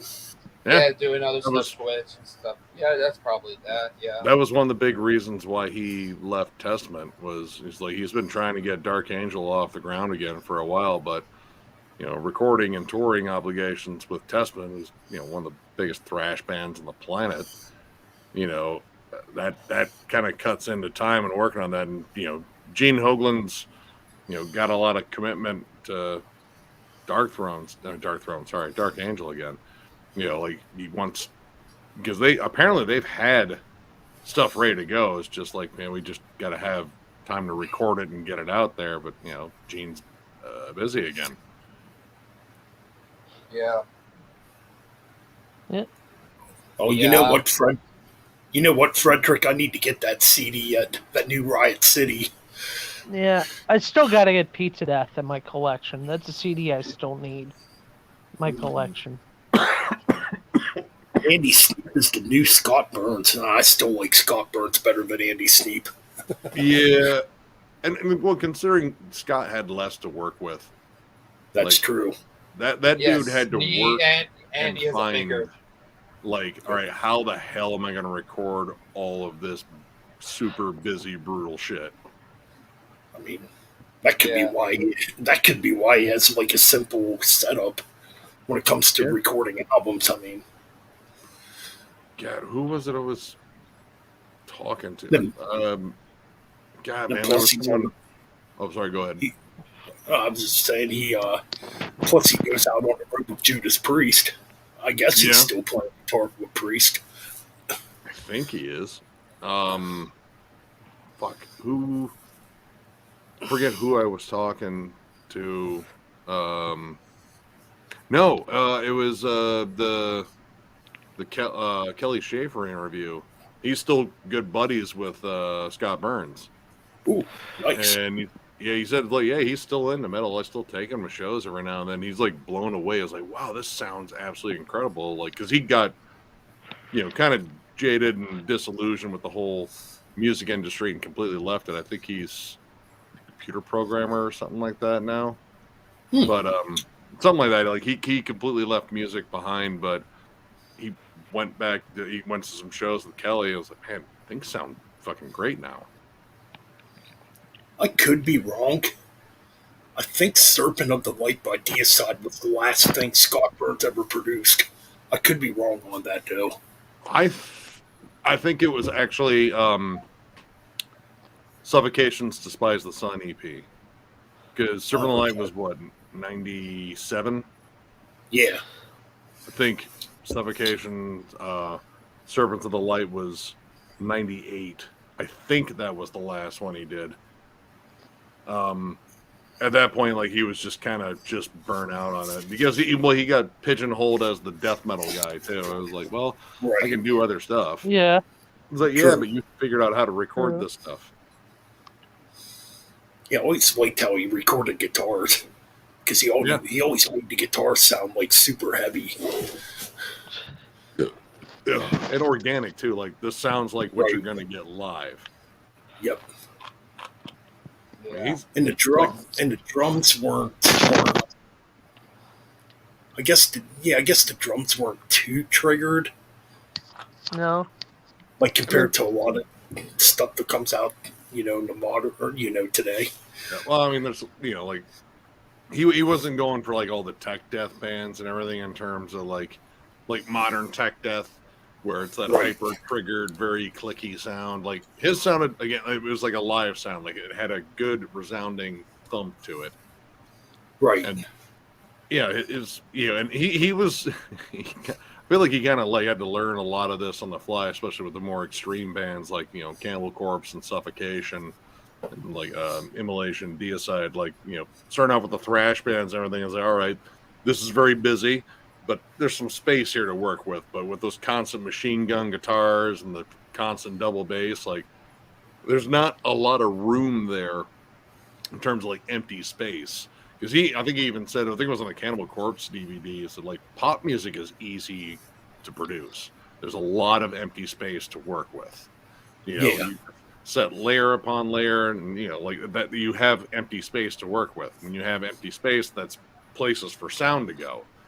When you Right. got death metal, it's again constant double bass, blast beats, chugging guitars, guttural vocals, like every conceivable bit of the sound is completely full. So in terms of getting that balance, that's tricky. It is very hard. I can definitely tell you that from making my own music. It's not easy to do because you got to make sure something's not too loud or way too distorted. And It's production's tricky. Like, and it sucks that like I try not to focus on production so much, but like really good production can make an album really stand out too. Like really help it. Like I mean, if you have great tunes but horrible production, it's kind of going to get lost. And, that's true. Yeah, bad production stands out. Like man, that like the last Abath album that came out this year. Ooh, that dude, was pretty noisy. He fucked that up. Like everything was just muddy and messy, and was like, dude, why? Because he mixed it himself. Right. Probably shouldn't have. Like that's true. Oh man, dude, it was a mess, and it had potential. Like there were some cool songs on it, but I noticed too. If you have too much volume, it tends to make the album sound a lot worse. Yeah, I remember listening to, I think, the first single that came out. I'm like, the music sounds great, but the vocals were just ugh. I mean, Abath sounds like Abath. Yeah, that was a turn off. The music sounded great. It was just that the vocals were just a turn off. And when I got the CD, it was like, man, dude, why is this so muddy? Like, this doesn't even sound very professional. Yeah, considering how clean the last couple albums were and the last few Immortal albums were, yeah. Oh, the first two Abath albums I think are great. Especially the second album. I think the second album's a fucking ripper. That's one I got to pick up again. Or no, I actually never did purchase that one. Oh, I got to pick it up. Awesome. It's such that's another one like why this is such a sudden drop in quality. I mean, right. he had some of the returning members that helped him out before, but I don't know what he was going for, but he missed bad. And speaking of Immortal, I thought I heard Immortal is working on a new album. Yep, next year. I think they said May. I love the last one, Northern Chaos Gods. I was going to say that was a killer album. I didn't have like high expectations for it. I was like, all right, no Abath in there. That's how I felt too. I know like Demon has issues with his hands, like I don't know if it's like tendonitis or arthritis, but he has like some serious issues with his hands in terms of being able to play, I think, any of that stuff live, but he can still write it. And right. He wrote a banger. I mean, those are killer songs, so I'm already looking forward to this new Immortal. I know fucking Shred is for damn sure. Looks like I'm probably gonna have to listen to it and review it. Check it out. Yeah. It kind of reminded me of 90s Immortal, but obviously with better production. Yeah. Yep. Like Pure Holocaust. Yeah. Probably Battles of the North more. I think. Battles of the North, I like that album, but the drums are sloppy on that album. Abath can't play drums. He should not have. It was just like, dude, you're going really fast, but there's like so much on there. Like, dude, you're find the fucking one. Find it. Even on Pure Holocaust, the drumming's pretty sloppy. It is. It is, still, but I think the songs stand out more in there. Like, there's some really fucking dynamic tracks on that album. That might be my favorite Immortal album. Oh, dude. At the Heart of Winter, though. Yeah, that's true. That's another good one, too. That's so fucking epic. That's probably, I was going to say, that's like I'd say that's probably their most epic album. Oh, yeah. I love that album. I mean, I started with Sons of Northern Darkness, and there's a fair amount of camp with that one. But, dude, the riffs are fucking great. Yep. I mean, the Sons of Northern Darkness and At the Heart of Winter are definitely loaded with riffs. Shit, dude. Damned Black is pretty underrated too. Damn and Black is, I would say, like almost their thrash album. Like, it's almost a purely like black and thrash album.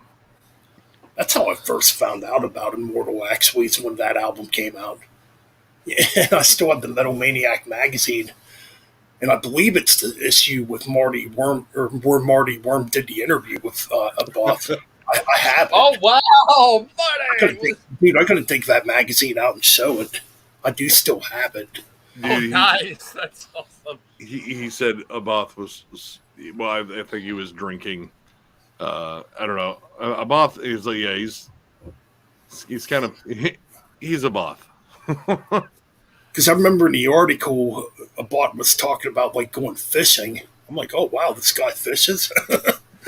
That's what I was thinking at the time, because I didn't really know much about black metal back then. I'm thinking, these guys are probably real scary too, because I mean they play that kind of music. And then you see he's thinking of going fishing. Well, that's around the time too I first heard Mayhem, and I'm like, okay, yeah, probably every black metal band's like this, and obviously not always, it's not. I was going to say no, it's not that way, obviously. You might get, you can have the most vicious, the most style of music you can think of. And then you get guys like freaking, I don't know, Fenris, and he's just like this, like he's just a goofball. Fenris is a goofball. I love him for it. Or like, as much as I don't want to mention him, Bard, kind of a nerd pretty much. He's all about that Lord of the Rings stuff back in the day. Yeah, he's kind of the fantasy kind of D&D, basically D&D. It's just like my first exposure to black metal in general was Emperor, and it was a song on I think it was Century Media's compilation series Identity. I think it was Identity 2. Okay. Satana was the song. I was like, dude, this is really cool. And there was like a period where I was, still in and out of the whole new metal thing. And then when I started getting like melodic death metal and metalcore, I was like, all right, I'm going to give that black metal thing another roll because I still really like that song. And one of the first albums I picked up when I was like, all right, I'm going to get some black metal. All right, we got to figure out which one's a black metal album. And it was Sons of Northern Darkness, because I just looked at the covers like, this is a black metal band. I mean, they look like evil warlord pandas. Right. It has to be black metal. And I dug it. I dug the fuck out of it. Yeah, that was actually the first album I ever bought, was Sons of Northern, the first Immortal album I bought, Sons of Northern Darkness. And I actually bought it right when it came out because I already knew who they were. But, I discovered them when Damned in Black came out, but I didn't buy Damned in Black because I couldn't find it at our record shops at the time. So, yeah, I saw, Sons of Northern Darkness at, I think Camelot was still in business yet. Yeah, I'm pretty sure that's where I got it at, Camelot. And I fucking loved it. Hey Ben, I'm getting kind of tired and I'm starting to crash. So right, man, well, Okay. I'm All gonna right, man. head out and get some sleep, man. Sorry if I have been talkative much. I mean, you're tired. It's all good. It's all Yeah. right, dude. Man. Yeah. Peace. Later, man. Later, Mike. I think I got my copy of Sunset in the Darkness at Media Play. Oh yeah, media play. Media Play I was used to buy. Yeah, we used to have a media play too. I used to buy a lot of stuff there. CDs. Man, I missed that place. There's only maybe a handful of places I've ever bought CDs. I think outside of like your generic, I think there was some CDs I still have from like there was two record stores in Illinois that I would get a good chunk of what I still have. I think there was Shandy's and then Capitol Records. And these were in Canton, Illinois. So, we didn't have. I know Capitol Records was part of a big chain. Oh, it was a big chain. Oh, I didn't know that. I mean, it was like like Tower Records and FYE and shit like that. Yeah, we didn't have them here. We had Media Play. We had Camelot. We had Music Land for a little bit. Fuck. I'm trying to think what else was here. But mostly I just found local record shops.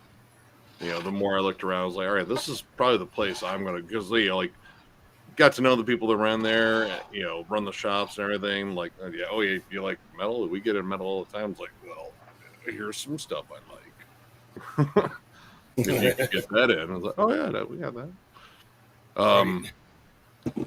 But yeah, like a lot of my shopping right now it's either in the 2 or 3 stores that are around here that I frequent, or just hit up fucking distros and shit. I mean, yeah, it's pretty cool. We still have a record shop in our town that sells a ton of metal. I mean, the closest one to me is like what is it, Fourth Rock Records, and they don't always sell metal and stuff like that.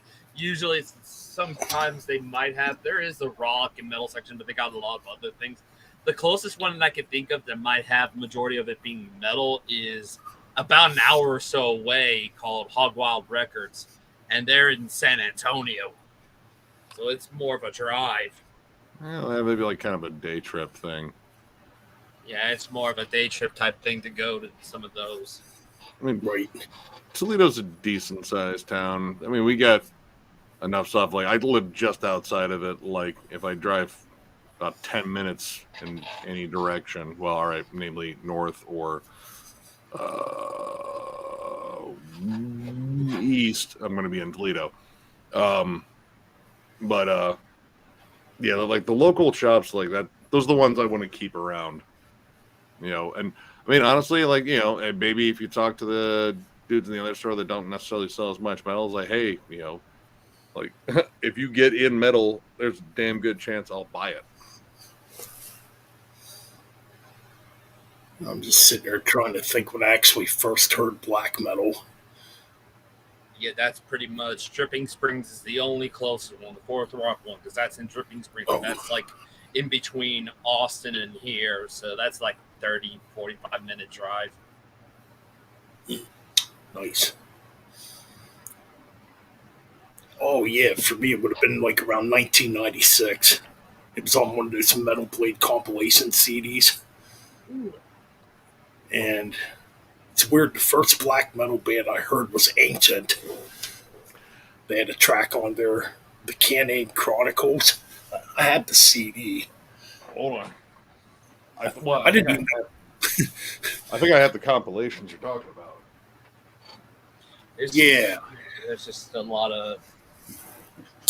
Yeah, a good chunk of the records I have, but yeah, most of the time, if I'm going to be getting albums, it's usually I'm buying either on Discogs, eBay, Amazon, Bandcamp, all that stuff. Sometimes maybe on Facebook Marketplace if there's some people selling records on Facebook Marketplace. Was that? That's the one. I used to have that on cassette tape. Yeah, and when I first heard Ancient, I didn't even know it was called black metal. Yep. The song The Curse. Yeah.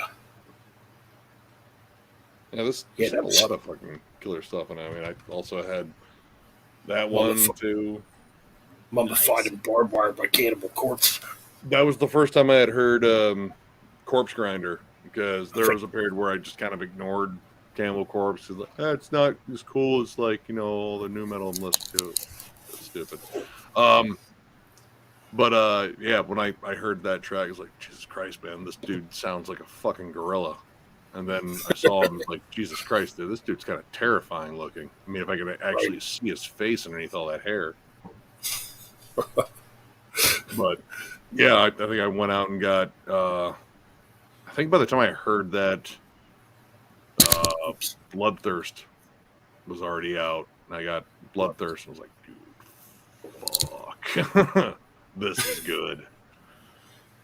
That is a good album. Oh, dude, the Spine Splitter. See, for the longest time, I thought it was Cradle of Filth, which I wouldn't even really consider black metal by today's standards. Maybe early. I kind of did back in I first listened to them in 2009. They might have been technically the first black metal band, and I kind of liked it a little bit. So I think, pretty sure it was around 96 also when I first heard Cradle of Filth. I mean, I guess, like, I don't know, like, I know like their earlier stuff, a lot of people said it was more death metal, and then they're kind of a hodgepodge. They blend in a lot of different elements, and I know most people that say they like black metal, if you bring up Cradle of Filth, they're instantly fucking shitting on them. Oh, yeah. Which, to a degree, I get. Like, I'm still not a fan of Danny Phil's vocals. Like, it's cool that he has that range. It's an acquired taste. It is. Sure. It is. I just actually bought an Amphetamine, like a used copy of it. And I bought it for the song Amphetamine. And I listened to the rest of the album. I'm like, there's some parts that are all right.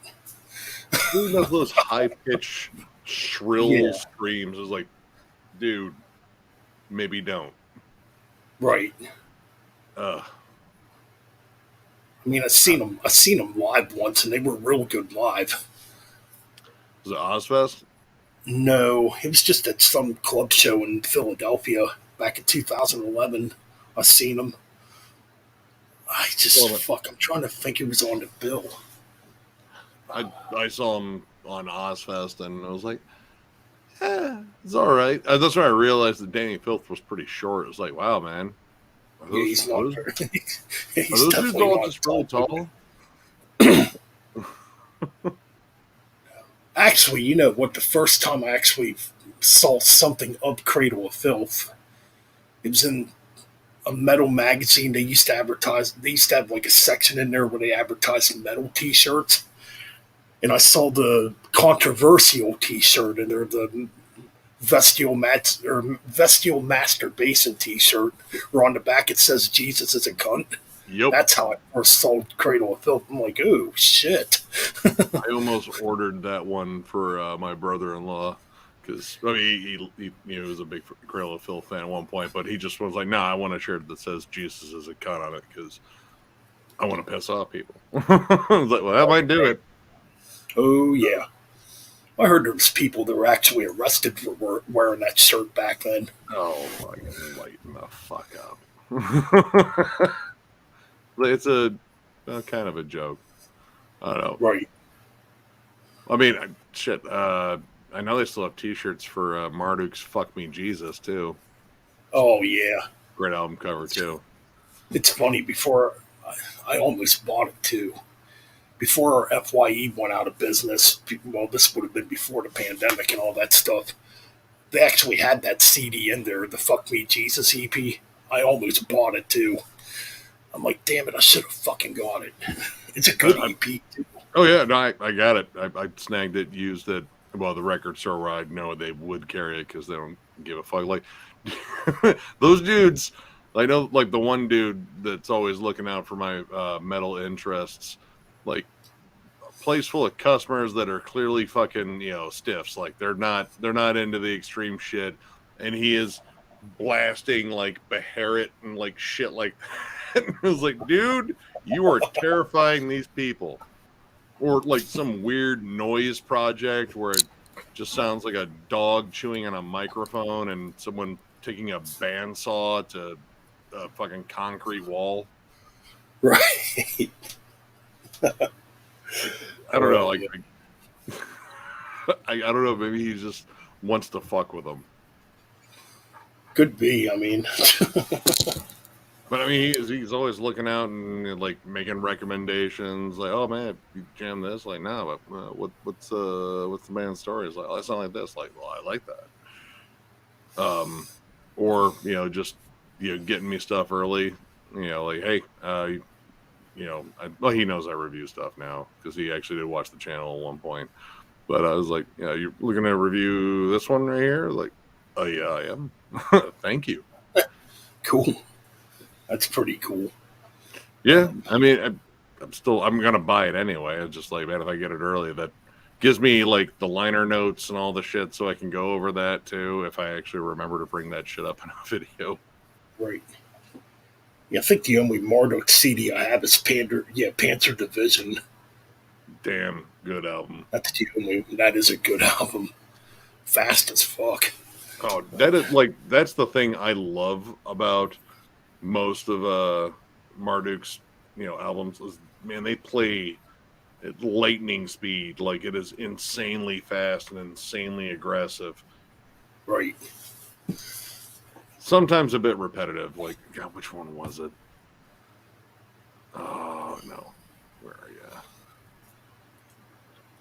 There you are. I think it wasn't Nightwing. I like that album a lot. Where are you? Heaven Shall Burn When We Are Gathered. Like, that has some songs there that kind of just drone on. It's like, man, you've been playing the same riff for a while. The same static blast beat. Like, all right. But even for the most part, most of our albums I really dig. Right. Wait, give me a second. I'm going to go grab a smoke. We'll be right back. Oh, all right.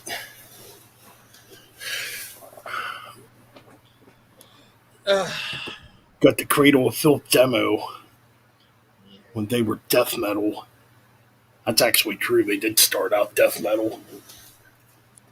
Yeah. Oh, forget what that demo. I think that demo was called Total Fucking Darkness. Well, they had a couple of demos out before the first album came out. Yeah. Apologies to everybody that I haven't really been in a mood to talk, but I've just been a lot of things are just been going on behind the scenes and stuff. So. Oh, that sucks, man. I tend to keep myself busy, so I try to figure out what to do. Oh, I don't blame you. Keep your mind off of shit. Totally. Yeah, pretty much. It's like I'm not doing.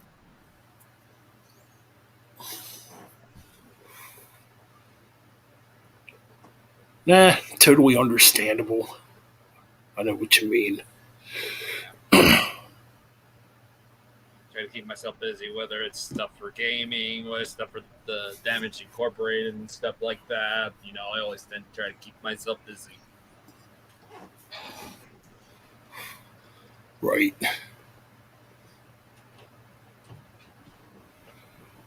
I know I'm always busy, it seems. Well, except for tonight. Yeah, I'm more busier than you when it comes to stuff for the channels, the gaming and the Damage Incorporated stuff side of things. So I'm gonna say it looks like you're doing a lot of work. I mean, from what I've seen. Oh yeah.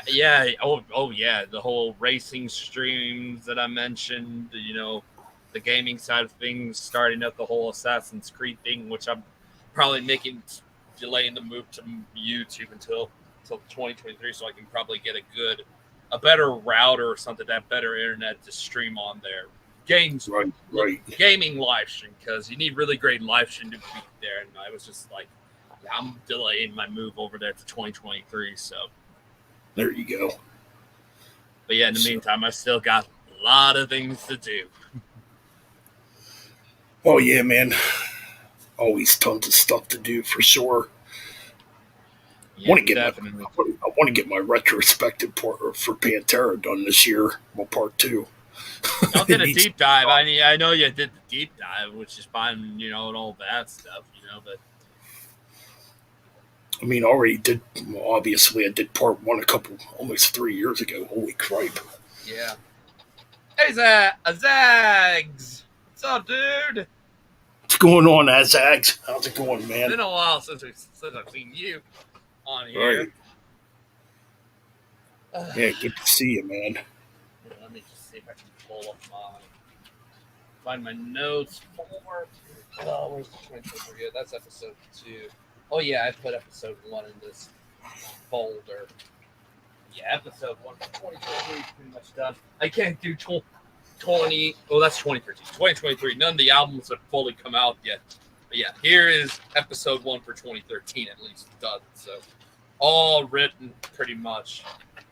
So I tend to Nice. keep myself busy. So I got pretty much re-listened to that 2013 Dark Throne, and then Steven Wilson, and that's I think it for February, or episode 2. That's February. I'm also trying to think if I should do the 2013 thing week to week to week, or maybe one a month or something like that. I really don't know if I should do that. Just potentially put myself out.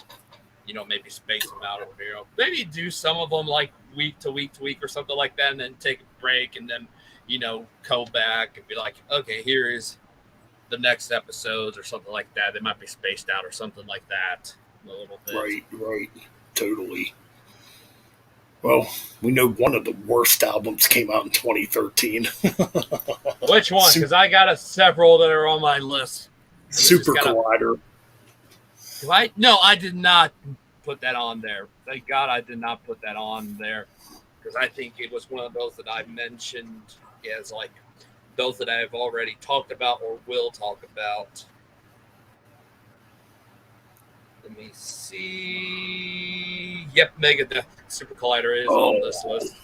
When did that come out? June? Oh. 13 tracks. Oh. That's cool. That's awesome. Dude, this thing took a lot of fucking work. I mean, look. I could imagine. But yeah, dude, this cool. My sister and my brother-in-law surprised me with this one. And yeah. Dude, like I said, I kept fucking up these horns so damn much. But yeah. Turned out pretty fucking awesome. Yeah. I would say so. Yeah, how sore your fingers get doing fucking Legos and shit. Oh yeah, even the mouth opens up too. That's really cool. Yeah, you had that in the box at the time. Yep. You hadn't built it yet when I was in the stream. It's like it took me about 3 hours alone for the fucking head, and then I ended up just getting up early the next day. I was like, fuck it. I'm just going to fucking put the rest of it together. Yeah. Oh, man. Yeah, that definitely took a lot of work. Oh, dude. But the overall effect was fucking cool. Like, I mean, I was definitely fucking, like, posed around the house. Like, and I already told my sister, is like, yeah, it'll be a prop in a video for damn sure. Oh, definitely, man. Totally. That's really cool looking, though. I mean, it's part of my childhood, man. I just watched He-Man all the fucking time. The Havoc staff was fucking awesome. Cartoon hasn't aged that well, but I do want to go back and finish the newest series, the one that Kevin Smith was involved in. Oh, yeah. I never checked that out yet. It was good. I mean, totally different spin. Like, legit, the first episode, you're going to be like, wait, what the fuck?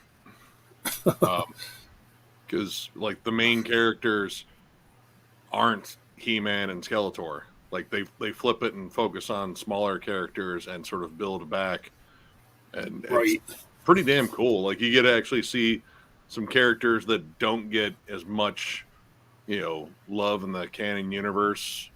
Like kind of take center stage for a bit, and it's like, oh, you know what? That's cool, because I mean He-Man was kind of boring. he's just too much of a goody-goody. Skeletor was, well, I mean, they at least made Skeletor a lot darker. They got Mark Hamill to voice him, too. Yeah. I'm going to check that out. Yeah. It's interesting. Yeah, like just, some of the... when I remember, yeah, I heard that voice and I was just like, oh my god, he sounds like Joker, like a more serious Joker. And like I was just, yeah, I recognized the voice. Like, oh my god. I mean, of course, the animation's a lot fucking better. They're doing a lot more in terms of like showing off powers and everything like that. It's a lot more in depth too in terms of the storyline too. Like it's not whoa shit. Oh, oh boy. Oh. Man down.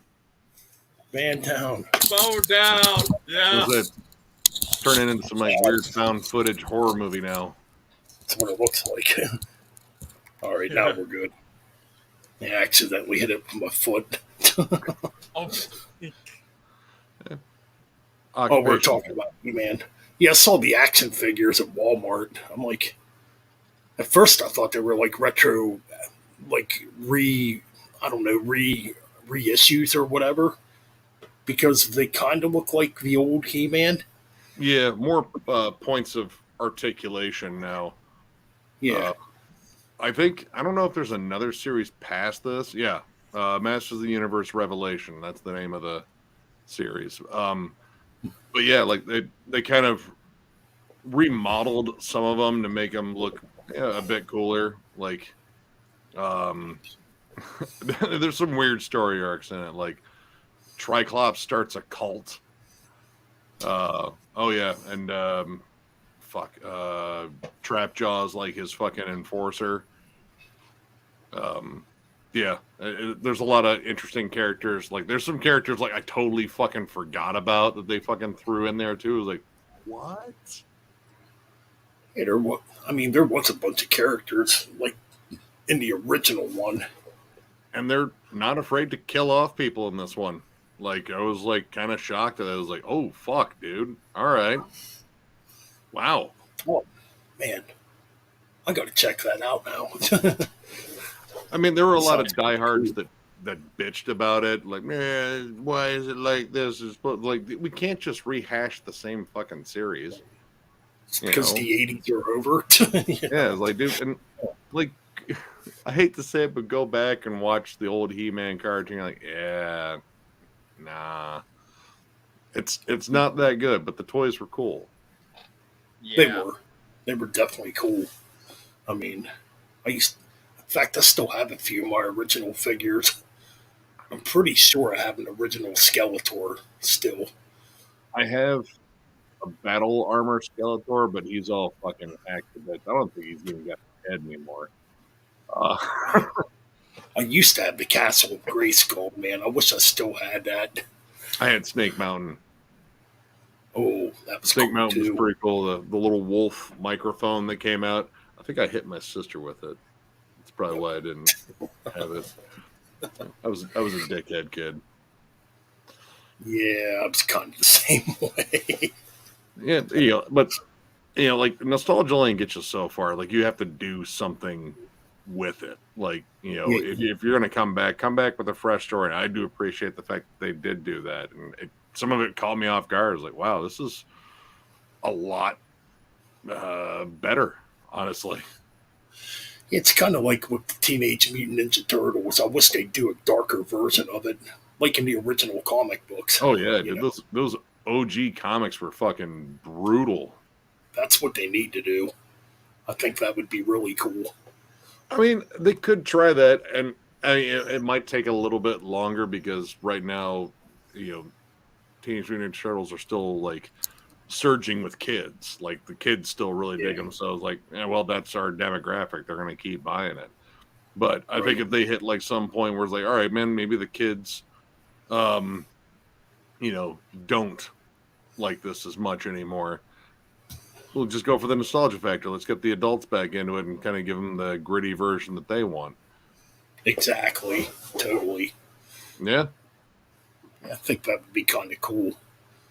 I mean, I wouldn't mind seeing that. Like, I'd like as long as just keep Michael Bay away from those fucking properties. Like those last couple of Teenage Mutant Ninja Turtles movies were bad. They were definitely terrible. I hated the way they looked. It was like, dude, this is a CGI nightmare. Right. Even like the more recent cartoons, I don't care.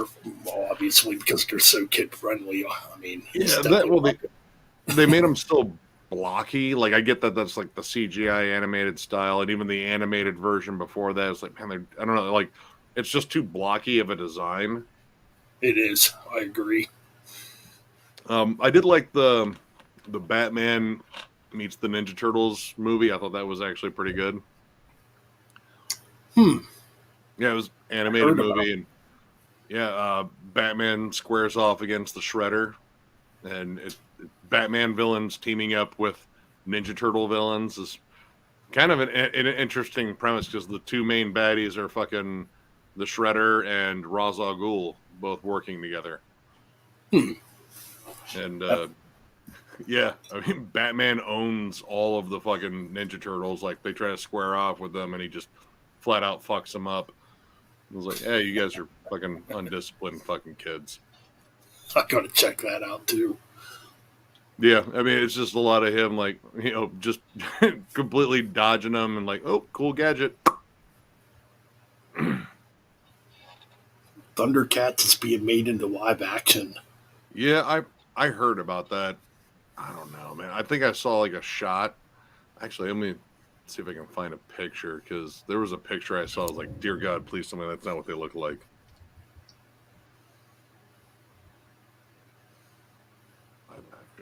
Let's see. I really hope that is not what they look like. I don't know. It looks like they don't have anything cast just yet. Well, maybe they do. I don't know. I don't know. Let me see if there's actually anything in terms of like pre-production, or is it just a rumor right now? No, so that's yeah. I don't know if there is one yet. I think it's just still a rumor. I don't know. I'm kind of curious about that one, but I don't know. Yeah. Doesn't really sound appealing to me, but I don't know. Yeah, like I said, nostalgia only goes so far. You have to do something with it. Right. You can't just keep doing the same thing over and over. I mean, yeah. I don't know. We'll see. I mean, honestly, like, you know, not every toy line out there needs a live action movie reboot or, you know, a rebranding and all that. You know, come up with something new. Nothing wrong with that. Yeah. You know, give this younger generation, you know, a good mix of like, yeah, this was cool way back when we had it. Now you can enjoy it, you know, doing its own cool thing now.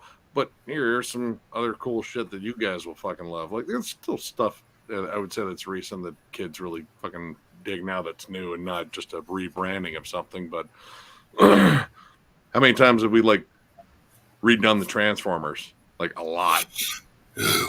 and those are not good. At least that's mine. God. Yeah.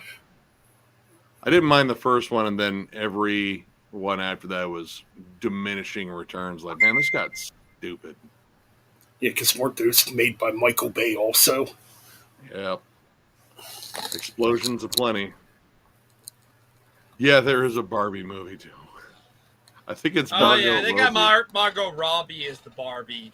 Yeah, and I mean, it's fitting. I mean, she does kind of look like a Barbie a little bit. Oh yes, she does. A very, very, very hot Barbie.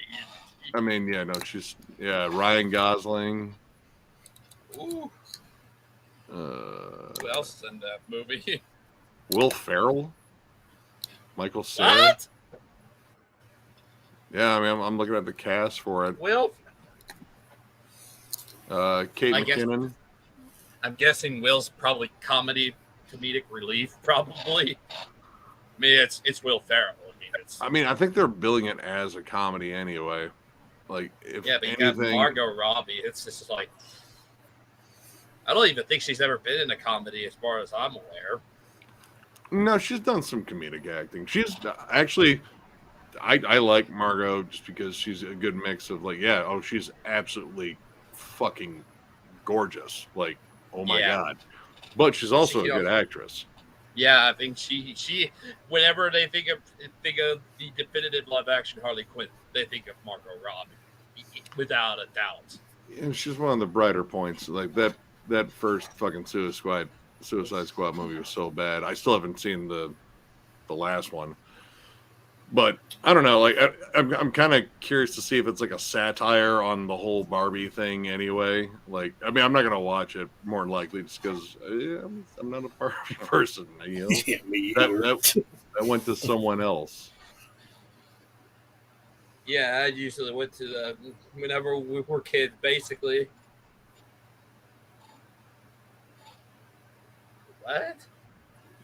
I think he's talking about all the rehash too. There are only 13 storylines. Everything is on repeat. Is like, yeah, no, I mean, yeah, new ones, pretty much new ones. Everything is just Well, when it comes down to like, all right, like stuff like like Transformers, He-Man, Thundercats, a lot of them follow like the hero's journey arc. Like you have good versus evil, trials, tribulations, blah blah blah. Yeah, pretty much. Like you could almost sort of swap characters. Like all you're doing is changing the look of the characters. The archetypes stay pretty much the same, and pretty much the settings change. I think there's probably maybe there's only maybe, especially you mentioned Transformers. There's only maybe I think 3 good Transformers. There's the '86 one. I think to some degree the 2007 one, and then Bumblebee. They're the only ones I think to myself are good. The rest of us, I didn't see get the hell out of here. No, the '86 one I saw in theaters and it crushed me when Optimus Prime died. My mom had to take me out of the theaters. No, John, it is Margot Robbie.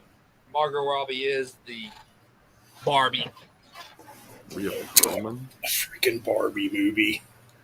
Rhea Perlman, I don't even know who that is. Rhea Perlman? Yeah, you do. You watch Cheers? You ever watch Cheers? Yep. Yeah, Rhea Perlman. That's Danny DeVito's wife. Yep. Oh. Yeah, she's one of the bartenders in Cheers. She's fucking hilarious. Oh yeah, I'm just watching. But I know about Gosling and Will Ferrell. I'm like, Cheers was a ton of fun. I don't think John. I don't think it's gonna bomb. I mean, you got Will Ferrell, Ryan Gosling, and Margot Robbie. It ain't gonna bomb. All those people have movies that have bombed. That's true. But I think with Margot, especially the success with the Suicide Squad movies, basically, it's like one Suicide Squad movie. The second one, the first one bombed in the box office. I like the first one a little. Well, I mean, no, it still bombed in the box office. And she's had, I think there's another movie she's done that did not do well. Yeah, she was in that Tarzan movie too, which didn't do well in the box office either.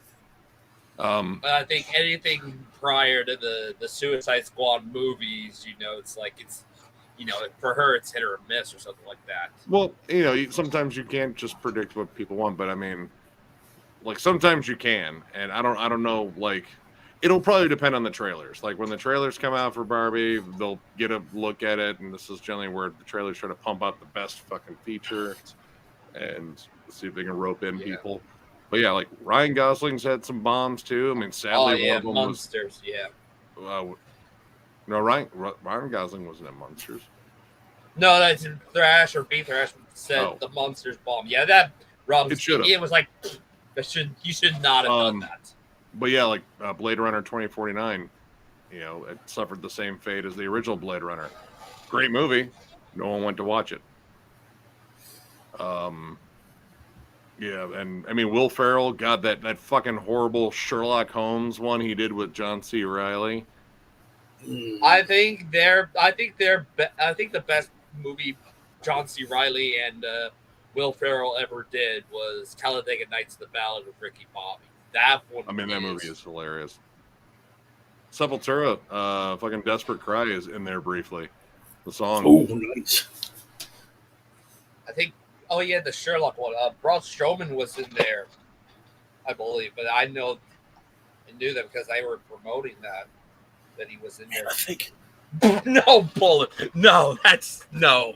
What's your superpower? Barbie as an X-Men. Her superpower is a limitless credit card. Yeah, maybe limitless credit card, pretty much. Yeah, maybe if there's a triple X version of X-Men out there might be a Barbie in it. Oh yeah, porn parody, pretty much. Yeah, I mean, definitely. honestly, I think this Barbie movie is probably going to be a fucking parody anyway. Like, that's what it seems like. I just don't think like there's a way to make it serious with Barbie. No, no, definitely not. They did that in Austin Powers, but Austin Powers is a classic. I like some of those. I think that first one's a classic. I'm not so keen on the second one. I kind of low key like the third Austin Powers one, but the first Austin Powers is a classic. They all have their moments, but after a while, they started to repeat the same jokes. And granted, they were jokes that landed before. I mean, like, all right, like the Naked Gun series, like, yeah, the first one is the fucking best. Like, oh man, it's dude. There's so many great lines, so many cutaways. I had to fucking Shred's brother. Like, we were watching that over at our buddy Tommy's place, the Tommy. And he was like, I don't get it. I was like, what do you mean you don't get it? Like, it's cutaway humor. There's sight gags. There's dry one-liners. I don't get any of the humor. It's like, how do you, dude? I can't talk to you right now. How do you not get it? Like, it's a noir spoof, like cop dramas. Yeah, like Dragnet. Yeah, okay, but you get why like they're kind of making fun of it. No, I'm done with this conversation. Oh yeah, with Elf. Ain't that the holiday one with Will Ferrell? Is that the Elf you're talking about, Icer? Oh yeah, I totally forgot about that. That one's another classic Will Ferrell movie too. It's a Broadway thing now. But I think everything after Talladega Nights I'll say Step Brothers is also, I throw that in there. That was a good one. You know, but I think everything after Talladega Nights and Step Brothers, it's just, you know, for Will Ferrell, it's just, God, I think one of the worst movies I can remember seeing. Oh, geez, I think it would have to be the Flintstones. Going way back. I saw that in theaters too. I think the only thing I laughed at was when the fucking pterodactyl flew over the fucking park and shit everywhere. Oh yeah, like that was about it. Because like the rest of it was like, yeah, I mean it's a live action version of all the same stuff. Yeah, it was definitely not good. It looked cool. It looked cool on paper. I mean, it just didn't work. I'll give them credit for like the set design was on point. They did a good job there. Yeah. I mean, yeah, definitely. For it's like what they were doing, like, you know, that was pretty good casting. Like John Goodman, Rick Moranis were good. Emily Roseanne. Roseanne was, forgot her name. That was Rosie O'Donnell. Oh, Rose. Oh, that was Rose. Oh yeah, Rosie. Oh God, you don't. Now I know why. Now I know why. And okay, I'll say Tom McLaughlin was the villain, and Halle Berry was in there. Oh, I forgot. See, I haven't seen that movie since I saw it in theaters. Was that just before the X-Men movie, or was that before? It came out in '94, if I remember correctly. Yeah, that was before the X-Men movie. When so? Yeah, hold on. Yeah, '94. Holy shit! Yeah, When did the first X-Men? That might have been 2000s. 2000, I think. Yeah, that was years before. Yeah, before she was, you know. I'm more familiar with her as Storm in the X-Men live-action films. Well, she was just doing kind of like smaller roles still getting out there. She was I think at that point she was still married to Dave Justice, the baseball player, who turned out to be a giant fucking abusive piece of shit. Yeah. And then she went to, eventually sometime after that, the Marvel and the X-Men called, and, that ended up being big, Well, yeah, I mean, that was like, kind of the start of like the franchises getting big again. She got to repeat the role a number of times. What's up, Wyatt? I didn't. What's up, Wyatt? I didn't realize Peter Dinklage was an elf. Holy shit! I totally. Oh yeah, no, that. I he's didn't realize that. Yeah, the author that gets pissed off because he keeps getting called an elf. I'm like, come here, little guy. Like, oh god, this will go over. Yeah, well. that's Will Ferrell, Buddy the Elf versus freaking Tyrion Lannister. That's not gonna go well. What's going on, Josh? Hey, what's up? Nice shirt. Oh, what up? Thanks, man. Yeah, that is a cool shirt. Oh god. Gotta rep that New York shit. Oh man. Hell yeah, man. That's some good New York shit, man. Oh. Fucking right. Totally. Did you go to that show? Yeah, sure. Why? You went to that show? Send Wyatt a link. The Undeath and 200 Stab Wounds and. No, is that tour over? I think so. They just wrapped up. I think their last date was in Rochester, of course. Oh shit. Well, they'll tour again. Yeah. I mean, that band's on a fucking creative fucking high right now. Yeah. They actually played a new song live too. Actually, shit, dude. Undeath played a new song live, which I was kind of shocked. It's like, dude, y'all just put out an album. You can slow down. It's all right. 200 Stab Wounds played 2 new live songs, and so did Enforced. Ooh. And Enforced sang "Happy Birthday" to me at the fucking venue on stage. That's freaking cool, man. Yeah, fucking John set that up. Yeah, you talked to him, was like, can you sing Happy Birthday? I was like, oh yeah, we can fucking totally do that because they know us. And yeah, I was like, I couldn't even hear him because the place was fucking packed. And the way this place is set up is like the stage area is kind of separate from like the rest of the bar area. There's some walls there that kind of block the sound, so everything was kind of muffled. But I managed to hear Necrotic, and I was like, what? It's like, hey, he's somewhere out there. Anyway, it's his birthday here, like, pretty soon. We're going to sing him happy birthday. Come on, everybody. And I was like, what the fuck? And it was like, they found me in the crowd because I was going, thank you. And like, there he is. That gentleman right there. Awesome, man. Nice. Yeah, it was pretty well because cool. I got John earlier this year because we went to go see Mutilation Barbecue, and I told him, hey man, it's literally we're seeing you on John's birthday, and they've been fans of us since before they even started the band. So I was like, oh yeah, dude, I'll totally fucking sing happy birthday to him. I was like, yeah, have fun with it too. And he did. It was like, so all right, just want to say, like, it's like one of the Thralls metal guys. I don't know if you guys know, it's one of their birthdays, Jam and John. I think he's like 60 today or something. We're wishing him a big fucking happy birthday. Hanging out with a bunch of fucking metal losers. That seems kind of appropriate. You know, they were just joking around and shit, but yeah, it was like, thank you. That kind of actually made my day. That's pretty cool. Yeah. Man, I still got to get that 200 Stab Wound CD. Dude, I don't think it's even a half. It might be like a little bit over a half an hour, but man, dude, it's great. And Enforced, fuck, that was one of my favorites from 2021. Well, guess what? 2023 is going to have new Enforced, I think, in May, is what they may have told me. Cannot wait. The one song, actually, they might have played 2. I know they played 1 for sure, and well, I mean, it's Enforced. I mean, everything was just fucking tight, energetic. It's just like, man, the most ballsy fucking thrash. Like, it's got that crossover spirit, but like just like this little peppering of death metal in there just to make it even more bitey. Yeah, I can hear SOD. I'm just trying to think here. I can hear SOD, Slayer.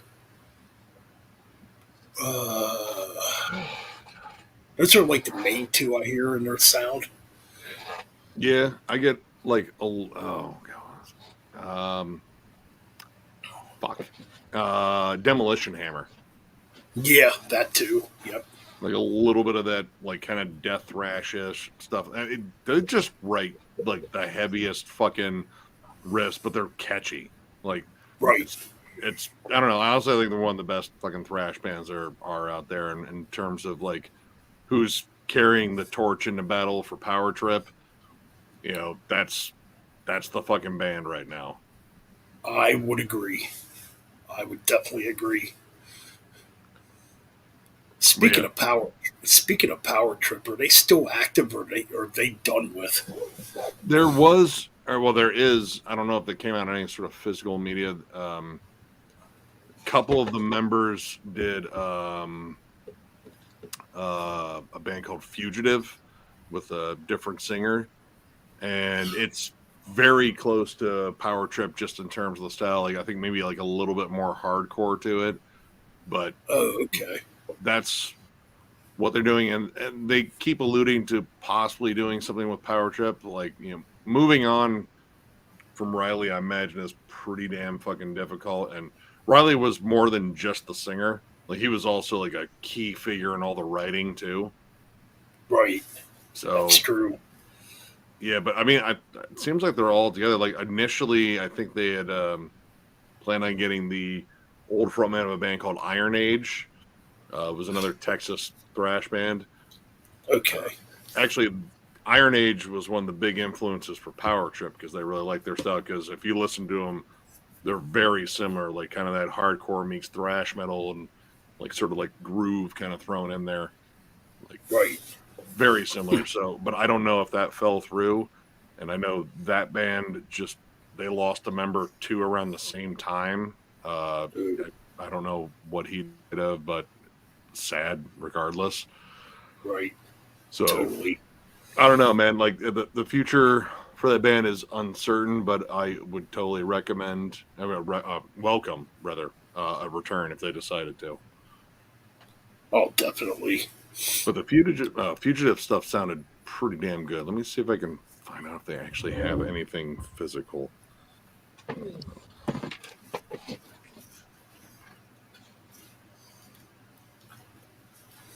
Let's see.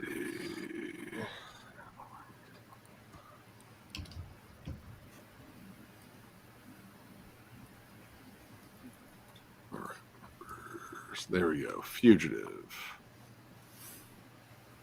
Yeah, it's just the Maniac EP, and well, I mean they have a cassette on $20 spin, but and I'll wait and see if they do a CD. But yeah, it's pretty short EP. Yeah, 16 minutes 53 seconds, 5 tracks. One of them is a Bathory cover too. Ooh, interesting. Wonder which Bathory song. Oh, it's Raise the Dead. That's off of. Isn't that off their first album? I think so. God, I'd have to check. I know it's an early one because I don't think they'd cover later Bathory. What's up, Wyatt? What's up, Wyatt? Nothing. Yo. What's up, man? What's up? Let me see here. Yeah, it has Blake Ibanez as the main guy from Power Trip that's in Fugitive, but also has members of Creeping Death in there too. Power Trip's last album was Nightmare Logic, right? Yep, amazing, start to finish. I fucking love that album. Yeah, it's too bad Oh he man. died. Oh, you're talking about the album Nightmare Logic. Modern classic. Ooh, I definitely agree. There's some damn good rips on that album. Oh, dude, I don't know. It just captures everything I love about thrash. Like it's pissed off, in your face, fucking energy. Great riffs. Holy fuck! Oh wait, what? $20 in is putting out a CD LP soon. Fuck yeah, Phil. That's fucking Shit. awesome. Dude. I might pre-order that shit, like, because I need it. I'll have to check that one out too. Damn. Oh wait, what? I'm looking at the for what album?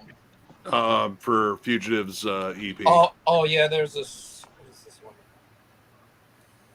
Yeah, it's called Maniac. It's already out. Well, it's digitally out and it's on tape. Oh yeah, it's digitally tape Yeah, available.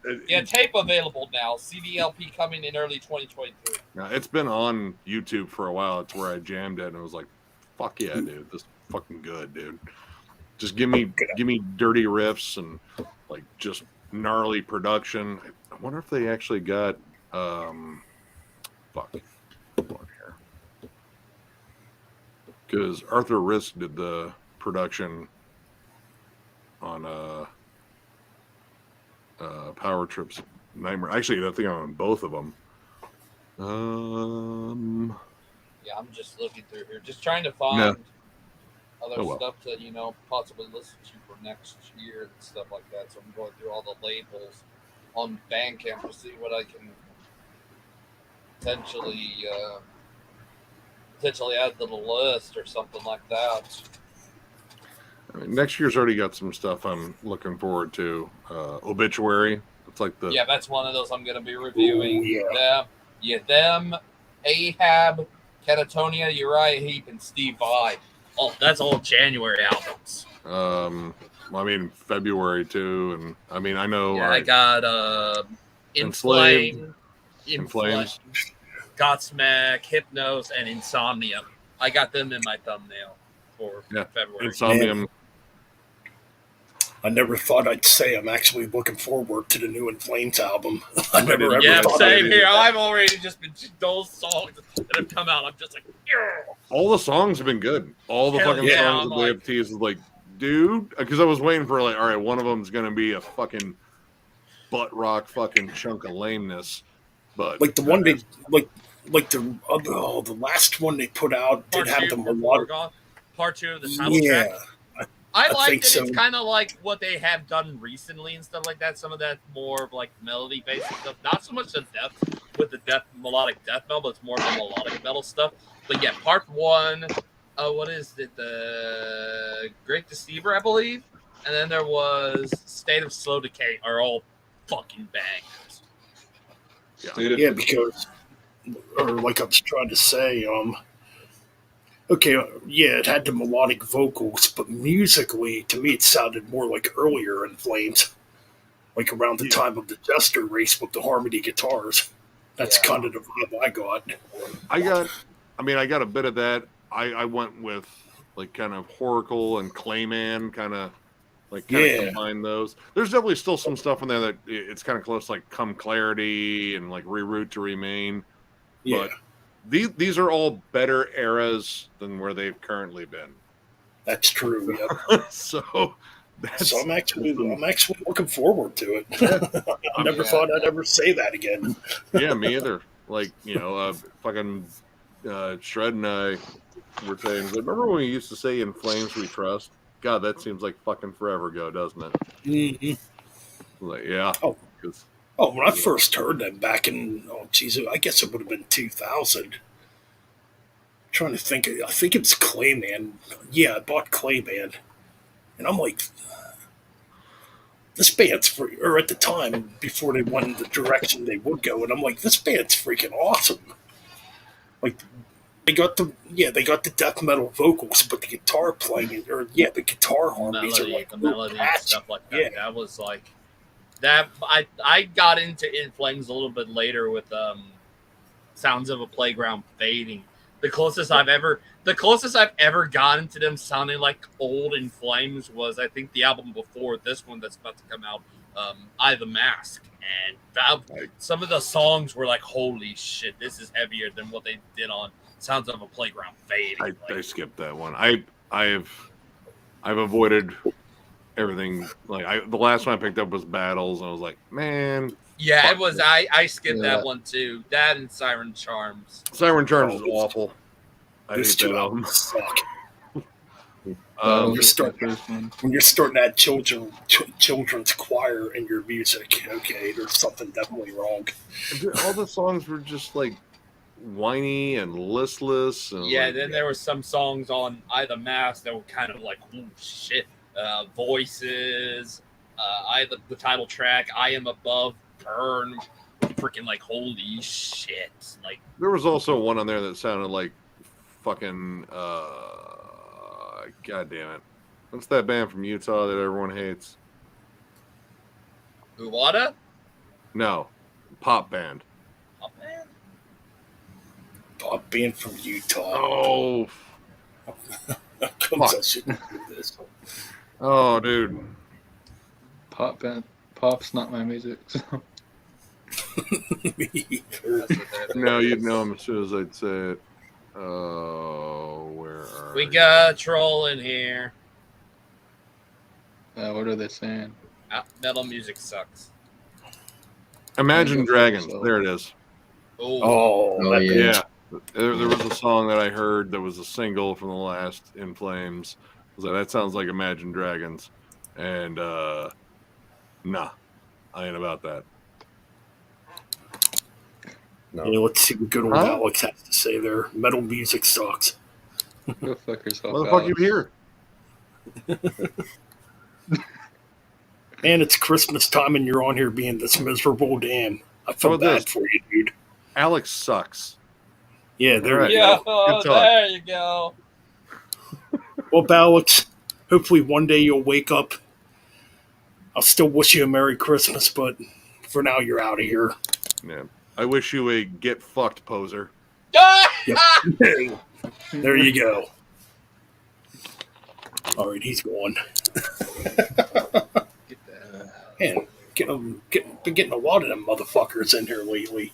I mean, They you can can't- block them. Like honestly, you can let it. Like, dude, I love handling trolls. Like that's one of my favorite things. Like, give me some trolly fucking shit. I was like, all right, Oh. let's If go. I had the audience, I would.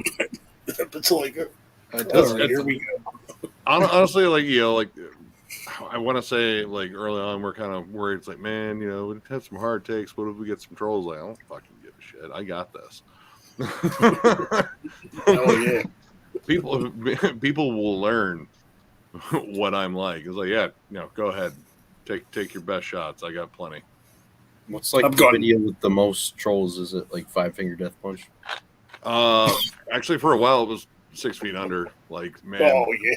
there's a lot of diehards for that fucking band. I don't know how, dude.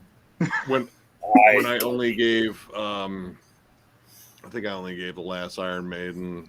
It was a 3 or a 2.5, and that did not sit well with Oh yeah. diehards. It was like, how dare you besmirch the name of the Iron Maiden? Like, oh, Up the God. fucking irons, man. First of all, it's too long. Yeah, it was like, dude, maybe trim it down and get rid of some of the tracks and just go on forever and do nothing. That's, dude. You put out a negative review and speak your mind. Like, that's what I'm gonna do. I'm always gonna say like how I feel about an album. Like, if I don't like it, I don't like it. That doesn't mean you won't, and that doesn't mean I'm shitting on the band as a whole. Unless it's Five Finger Death Punch, then know that I am shitting on the band as a whole. Oh But- man, I think. Yeah. Oh no, I didn't like we decided like, no, fuck it, let's do it. Let's review that fucking album, and I already know it sucks. And I was right, but fuck it, I don't care. Like this one, I don't feel bad about shitting on that album at all. Like, not a bit of remorse. Like some of them, like yeah, man, I wanted this to be good, and it's not, and that that kind of sucks because I do like this band. But even if you say that, there's gonna be someone that, fuck you and your fucking mom too. Like, okay, let's go. Right. I gotta love people like that because they just annoy me. I've gotten better at handling it. I used to not be able to handle trolls too good. I mean, I get people being passionate about the bands they love. Like, hey, totally get it. But also, maybe be reasonable. Maybe don't let all that passion swell up and fucking turn you into some butt hurt fucking dickhead on the internet. Like, I'm so angry and I'm so in front of this keyboard right now. This guy's gonna fucking hear about it. I'm in the Steel Panther. I'm in the Steel Panther and the. Oh, good. Good. I was gonna say I'm into Steel Panther, but I don't talk about it with you guys. See, like, all right, Steel Panther is self-aware though; it's a parody, and while like I'm not like the biggest hair metal fan to begin with, but I do appreciate parodies, and that they're funny. Like their fucking lyrics are fucking hilarious. Like they're so goddamn raunchy. But you know, I'm not gonna like musically, like I'm not into it, but that's their thing is just being this parody band, and they do it really fucking well. Right. They're not trying to like oh we're super serious about all this, and this is we believe in ourselves, and like I mean this is the greatest thing out here, and our shit doesn't even stink anymore. Like we even check. It gets to be like too much, and then you get like this cult of personality sort of fan base, like dude, they're like, oh god, the fucking Tool fans are some of the worst fans. Maynard James Keenan, I don't hate him, but I'm a big fan of Tool. I'm a big fan of Tool too. I still like Tool. I didn't like the last album, but you can't say that out loud in front of like the Uber Tool fans, otherwise they will tell you that you are an idiot and can only listen to things in 4/4 time, and you are beneath. Yeah, by all means, it's not the best thing they've ever done. Like Lateralis, it's kind of perfection. Kind of the same way with some Opeth fans too, because Opeth fans they have not. They got a gnarly fan base. You can't speak ill. Do they really defend the prog metal stuff or the post death growl stuff? Everything. Oh, you gotta be kidding me. Yeah. I'm like, why would you listen to that when that really is an Opeth to me at least? That's just like it's a whole other band. And like a lot of black metal has possibly too passionate fan base. But yeah, like this is probably the worst fan base, the black metal base. Those dudes like I like this band only when they put out a demo, and now more than 14 only people the demo, like them. bro. It's gotta sound like it's recorded in a fucking dungeon. Yeah. Yeah, that shit can go in the dumpster bin for me. That shit can. After the demo, they sold out, bro. Yeah, they got fans, and that's just fucking bullshit. They got more than 10 likes on Facebook. You gotta get a cheap $20 cassette recorder at Walmart to record that stuff on. That's real black metal, man. You gotta say Fisher Price on it too. Oh, Fisher Price. Wow. Yeah, like some fan bases are just, they just get way too passionate to the point where like any sort of criticism, like you can't make a single criticism about them or the music or anyone, the band or anything like that. They just get fucking butthurt right away. I was like, oh well, I mean that's you. Just okay. I remember when Toilet Reviews was still me and him were still cool. He actually liked my retrospective for Tool. Like he actually thought mine was better than his, which shocked me. I gave the last Tool album 3 stars, and I swear some of those fans acted like I murdered their fucking children. What would I give that? I wouldn't. It's. I don't know, but it's close to 10,000 days. Like it's in my top 3, but it's nowhere near the level of Lateralis. It's about 10,000 days long. Like there's no way it needed to be 85 fucking minutes. Like it's a fucking mescaline fucking driven drum jam with weird ambient guitars. Like dude, like this needs more dynamics because this just keeps going. But that's I'm okay with sober and. There was probably one song I did. There was one song I did not like on Fear Inoculum, and that is Chocolate Chip Trip. I did not like that. It was one of the ones I liked because it's Danny Carey doing what Danny Carey does and just being a human metronome. I was just like, God, this is just like Disgustipated but shorter. I did not care for it at all. I mean, the only song I actually go back to and jam on that is probably Tempest. Yeah, the one that sounds like something off of the early stuff, pretty much. Yeah. But yeah, like there are definitely certain fan bases out there that are just, I mean, I guess you could almost call it toxic. Like, I don't know, and maybe it's just, you know, they only stay in like that fucking echo chamber where they're only around other people that fucking just constantly praise the fucking band, and you know, regardless of anything they do. Like, it was, I don't know, like I kind of noticed like people not, you know, people being like fearful of being critical of anything anymore just because they don't want to deal with, you know, fans or any sort of controversy, if there really is, or just by having like, it's like, yeah, I don't think this is very good. How dare you? Like, even, all right, even like Banger TV here lately, like I've watched a couple of their reviews, and they've kind of stopped like pointing out any negatives in an album when they do a review. Like, it's mostly just a gloss over, and they just praise the living shit out of it, give it a score, and then don't explain why it's a little bit lower or a little bit higher. I don't know. It's been a while. It's been a couple, well, maybe not a couple months since I've watched a Banger TV review. I'm gonna have to check the reviews out and see that. I forget which one I watched for them, but like they changed around the format, even the intros fucking different.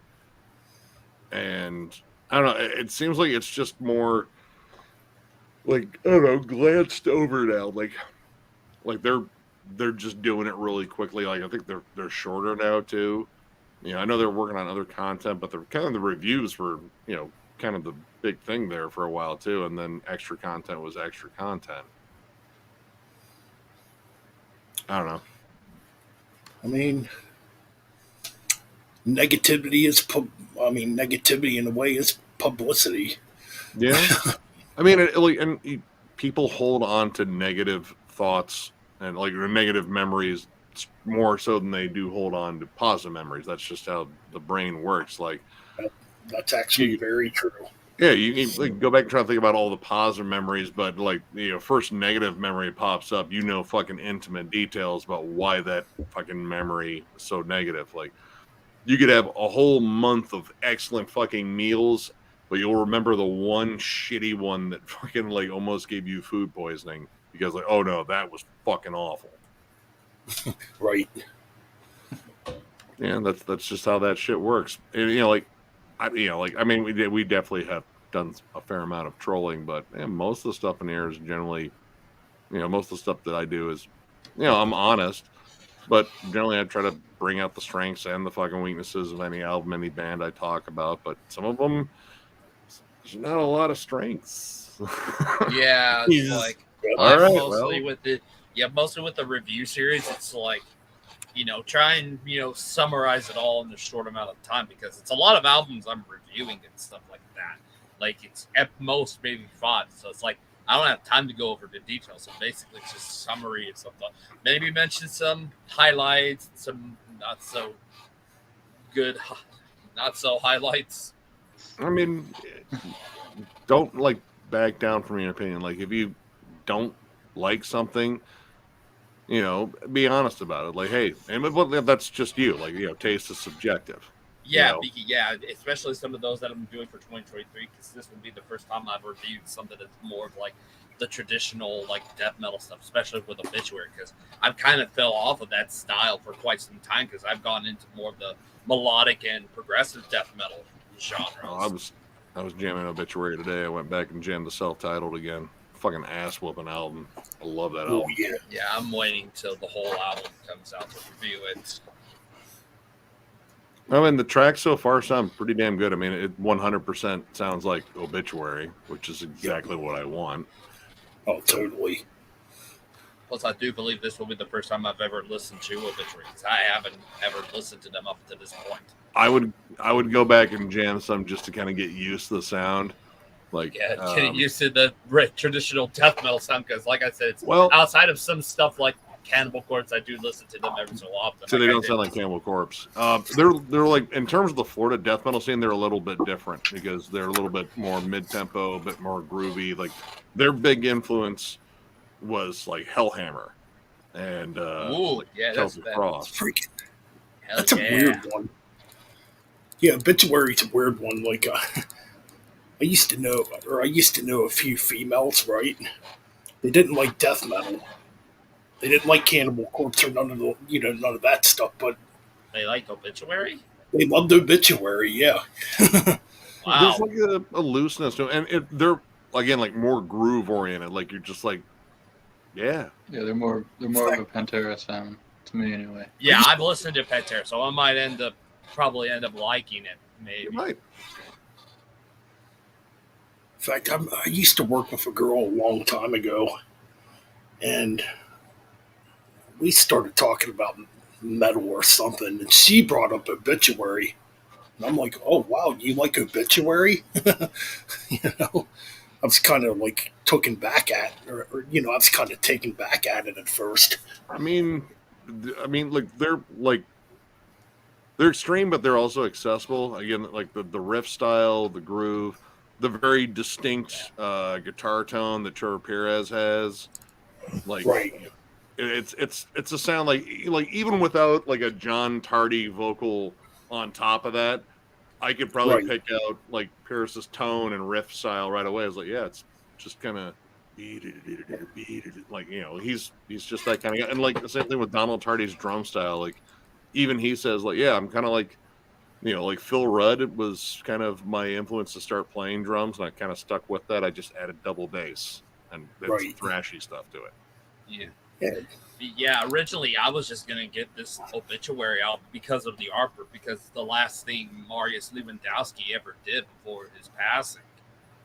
Unless he commissioned a bunch of other pieces that just haven't come out yet, but Yeah, that's true. But yeah, no, Obituaries like they're like in terms of like the Florida scene, they're one of the OGs. Like after Leprosy dropped, was pretty much Morbid Angel, Atheist, and Obituary that were like the next bands that came out, and then you had Cannibal Corpse, Deicide. Yeah. Well, technically Amon would be in there, but Deicide didn't officially come out until '90.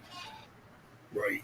Cannibal was around the late '80s. Well, they formed like. But they were still 88, in Buffalo at that point.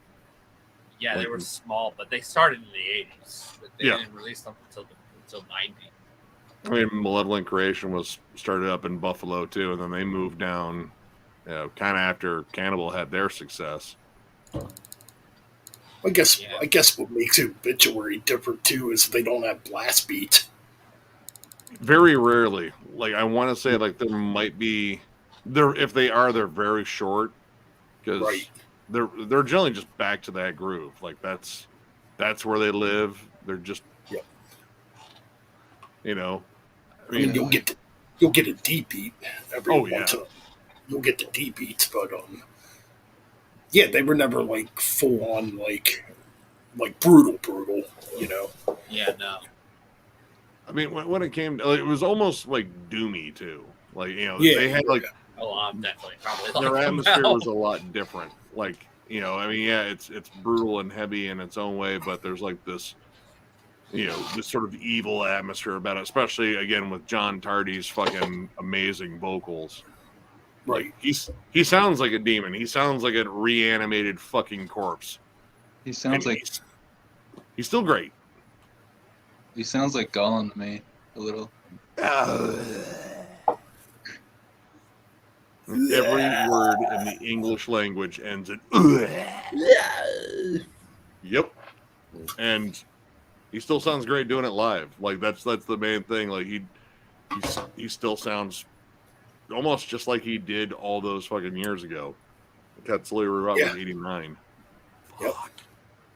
Still has the really long hair. Dude, fucking Trevor Perez has the nicest head of hair in death metal. Like Right. seriously, like he's just doing like these Vidal fucking Sassoon hair flips. It's like, oh my god, look at that shit. Like it's a shimmering mane of hair on this fucking gritty old fucking death metal dude from fucking Florida. Right. Amazing. Oh man. Give me a sec. I gotta pee and I'm gonna grab a smoke. Be right back. All right. Yeah. Oh, so John went to bed. Yep, he did. All right. So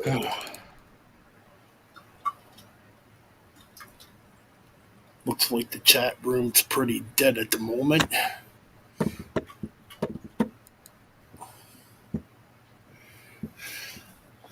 All right.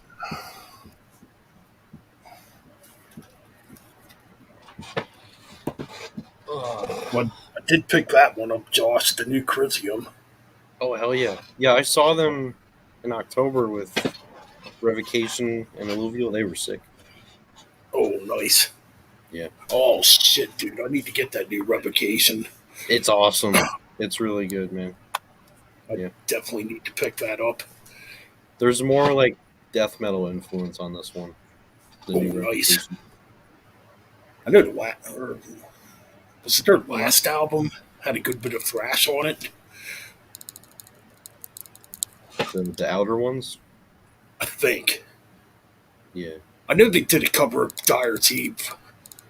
Yeah, that was pretty good. Yeah, that was a cool cover too. Yeah. But I definitely got to check out the new one. That's one of my favorite Metallica songs, Dyer's Eve. Oh, It's Dyer's Eve, killer. It probably is my favorite Metallica song. I'd say it's still probably their most aggressive song. For sure, yeah. I mean, And the yeah, last they never. song. Oh, go ahead. Oh no, go ahead, Josh. Oh, okay. Yeah, the last song on the new Revocation, Re-Crucified, features Trevor Sturnad and Corpse Grinder. Ooh, Like, dude, I gotta check that out. It's a sick song, yeah. Yeah, I'll have to try to remember that one. I'm gonna order some CDs off of Amazon next week. I'm not ordering this week because I'd have to wait till next week for them to come anyways, because of Christmas and all that shit. But Right, yeah. yeah, Revocation's on my list. Oh fuck, we're talking about another album I wanted to get to. See, I should be writing this shit down. I gotta get some. I should get some. This works perfectly. I just realized the Catatonia and Ahab albums are on the same label. Fuck, we were just talking about the band earlier too. It's a newer death metal band that just played with it. Not no. Oh, 200 Stab Wounds? Yeah, that's the one I need to get yet. Yeah. And Do you have any Undeath, Ben? that's it. That I need to get some Undeath too. Yeah. They only got 2 albums. I have both of them. They're really nice. fucking good. Yeah, man. I got to get me some more death metal in my collection. I mean, Like early Cannibal Corpse, Autopsy, Bolt Thrower, like that kind of thing. Just like really hook-driven death metal. So Undeath, they're really fucking great. yeah, man. I totally got to check them out. I mean, I just found out this new Ahab album is going to be inspired by 20,000 Leagues Under the Sea. Oh, nice. Classic. Shadow Man, what's up, Shadow Man? Shadow Man, what's up? I did like the last Carcass album. Yeah, it was really good. Yeah. Torn Arteries. I mean, the album cover kind of threw me off, but Yeah, it's kind of weird. It's like a vegetable heart. I'm like, oh, is this going to be a bad album? And it's actually a really good album. That's another one I need to pick up, too. Yeah, I got to get some Carcass. I've heard Heartwork, Surgical Steel, and Torn Arteries, obviously. I've heard Necroticism, too. I think I used to have the real early stuff I haven't heard. Like the more like death grind stuff I haven't heard. Oh, yeah, that stuff's like super raw, man. Yeah. Like Symphonies of Sickness, I still got to check out. Yeah, That might have been the first album where they wanted to just death metal territory, if I remember correctly.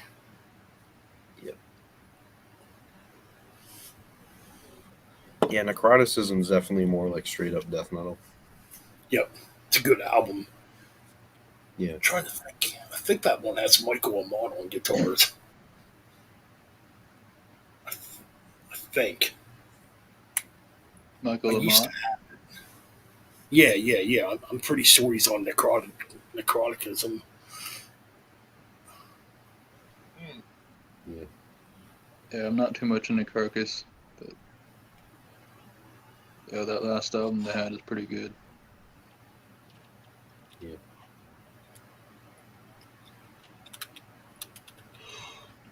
Yeah, man.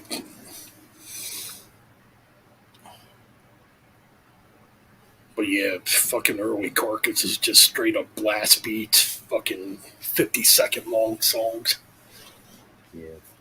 noisy production. Yeah. Yeah, I should dig more into like grindcore and stuff. Because I like some grind. I like some grindcore. I've never been the hugest grindcore fan. Pig Destroyer is a good one for grindcore. I can't wait for the new Run Sound album. Oh yeah, you're talking about that or the last time we did a stream. Yeah, Apocalypse. Yeah, Rotten Sound's pretty heavy. Yeah. One of the things Yes. I like about grind. That's one of the things I like about grindcore is that the songs are just short, sweet, straight to the point. Probably one of my low key favorite genres in heavy music. Which one? Grindcore. I love grind. I checked out. I know this is more like death grind, but I checked out Ass Suck Misery Index yesterday. Ooh. That was a good one. Man, that is an elusive fucking album to find. Really, it's hard to find. As far as I like, dude, if it pops up in a fucking record store, someone's already fucking snagging it. Oh, Dude, I know it was going for a fair amount on Discogs for a while. Actually, I think that originally came out on Relapse. I think that originally came out on Relapse too, right? I think. I mean, yeah. and also, let's see. Yeah, Misery Index. Actually, no. Sound Pollution Records. All right, they had a 2016, and there's, lowest it's going for, and there's no items to sell right now for the 2006 reissue. $21, highest 42. Let's see what other ones they got. So 1999 one. No items for sale.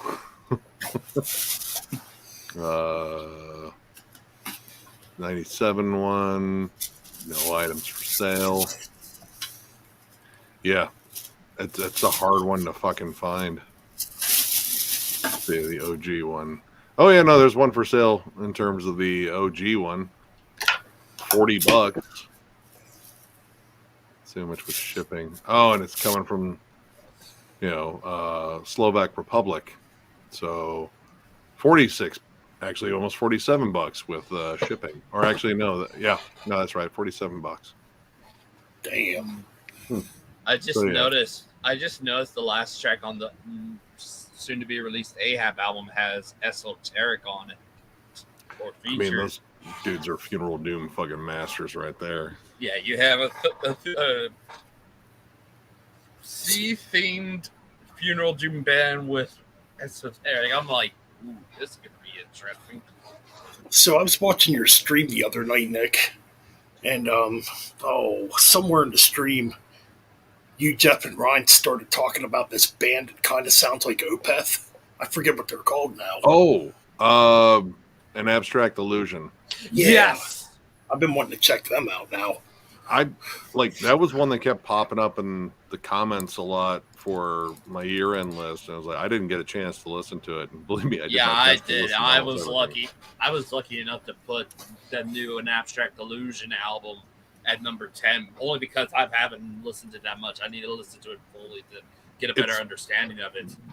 The tracks I've jammed are really good. Like it does kind of have like the whole thing. I remember they said it was like a 60-minute song split into 7 parts.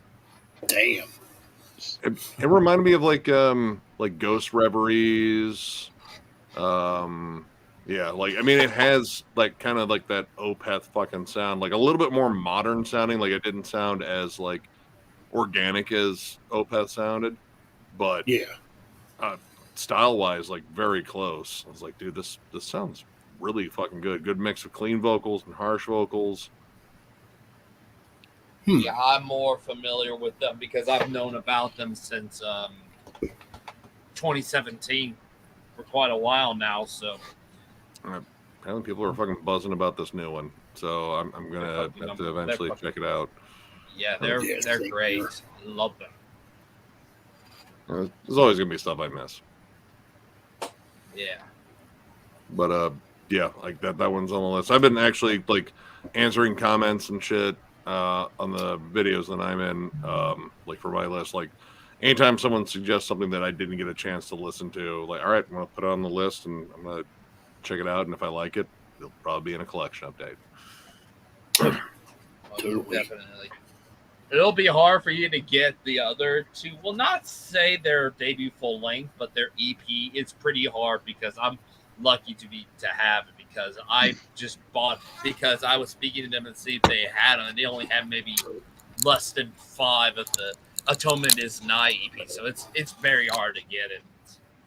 Well, I mean, I'm just gonna go for the most recent one, and then if I like it, I'll work my way back. Woe and Illuminate the Path. Yeah, I mean that's really what I do. Like, you know, whatever initially catches my interest, start there and work my way back. You know, but there's again still like I got. Man, did I? Yeah, there's a ton of bands. Let's see, Vile Rights. I've heard a lot about that EP. Pharmacist, never got a chance to check that out, even though like everyone's like, dude, it's like fucking Symphony is the Sickness Part 2, and it's got Andrew Lee on it from fucking Ripped to Shreds. Disillusion, which I only have one of their albums, and I totally forgot they were still a thing. Graceless. Summerlands, I heard that was really fucking good too. Slaughter Day, I love those guys, and I totally fucking blanked on that new one. Reeking Aura, Last Wretch, Deserted Fear, Massacration was one I missed. Apparently, a lot of people were fucking hyped up on Swampborn. I think there was one called like Puke Wraith or something like that. That I know a couple of people were hyping up, but I don't know if they have anything physical out. But I mean, naturally, when I see a name like that, it's like, well, I'm already curious. Yeah, it's impossible if I can listen to everything that fucking comes out in a year. Yeah, I've been listening to the Great Heathen Army. Oh, Monomarth. It's a pretty decent album. It's an Amon Amarth album. Like I think like people putting it on their worst of lists and shit. Like I don't think it's actually bad. Pretty good. I like it better than Berserker. I didn't like Berserker really at all. Like Berserker, I just thought was a snooze fest. No, it's too clean. Yeah. Oh, I'm sorry. Go ahead, guys. Oh no, we're talking about the new Amon Amarth, and you know I've seen people put it on their worst albums of 2022. It's like I don't think it's that bad. Like where it should get that kind of rap. I just think, yeah, they went to the well again. They wrote an Amon Amarth album. That's kind of what they do. It does feel like a dialed down version of past albums. Yeah. Still, it's not terrible. Yeah, I never heard the whole album. I did hear. I mean, I heard the track that was released. I thought, yeah, I didn't hate it. I mean, it's one of those like, Yeah. if you're an Amon Amarth fan, you're gonna love it, Right. flat out. Do you need to own it if you're not? Right. I mean, Yeah, I just kind of thought yeah, it's just another Amon Amarth song. Don't know what else to really say about it. Yeah, I mean, that was kind of my thing. Like when I reviewed it, it's like I gotta think of different shit to say other than it's an Amon Amarth album. Like if you know what Amon Amarth sounds like, you know what this sounds like exactly. Like, I don't even need to describe it to you. Basically, the last 10 albums. Yeah. Anything from With Odin by our side to right now. I mean, I would say maybe like Twilight of the Thunder God to now. I don't know. I think With Odin by our side is where they hit the formula stride. Like maybe you could say Fate of the Norns too, but I think that one, like, they had some really big fucking hits on that one, like the title track, Pursuit of Vikings. Yeah, Flight of Ravens. And oh fuck, God damn, I'm gonna have to look it up now. There was one other one on there that was pretty big. Oh yeah, that's another band too. A lot of women love Amon Amarth. Yeah, my mom. I like the Viking thing. Runes to My Memory. Oh yeah, I know that song. That was in like a Saints Row game. Tough one to play for me. But yeah, I don't think it's like the worst thing. It's just a thing. Like I mean, I mean, Immolation essentially put out like an Immolation album. I don't have a problem with that. It's a fucking kick-ass album. Like they don't have a bad album. Right. I mean, yeah, I guess I kind of feel like that way about Amon Amarth too. Like, I don't know what to really say about their more recent albums, but well, to me, their first 3 or 4 albums stick out more compared to like they've been putting out. A bit like heavier and darker sounding. Like they weren't necessarily about like the big hook as much. Right. To me, their darkest album is like Versus the World. Oh, I don't know. I like Surtur Rising. Surtur Rising is really I love that album too. Aggressive song. Destroyer of the Universe. Ooh, good stuff. For me, my favorite album is probably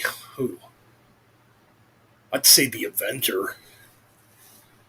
That one's a loud one too. Versus the World might have my flat out favorite song on it, which is Where Silent Gods Stand Guard. Yep.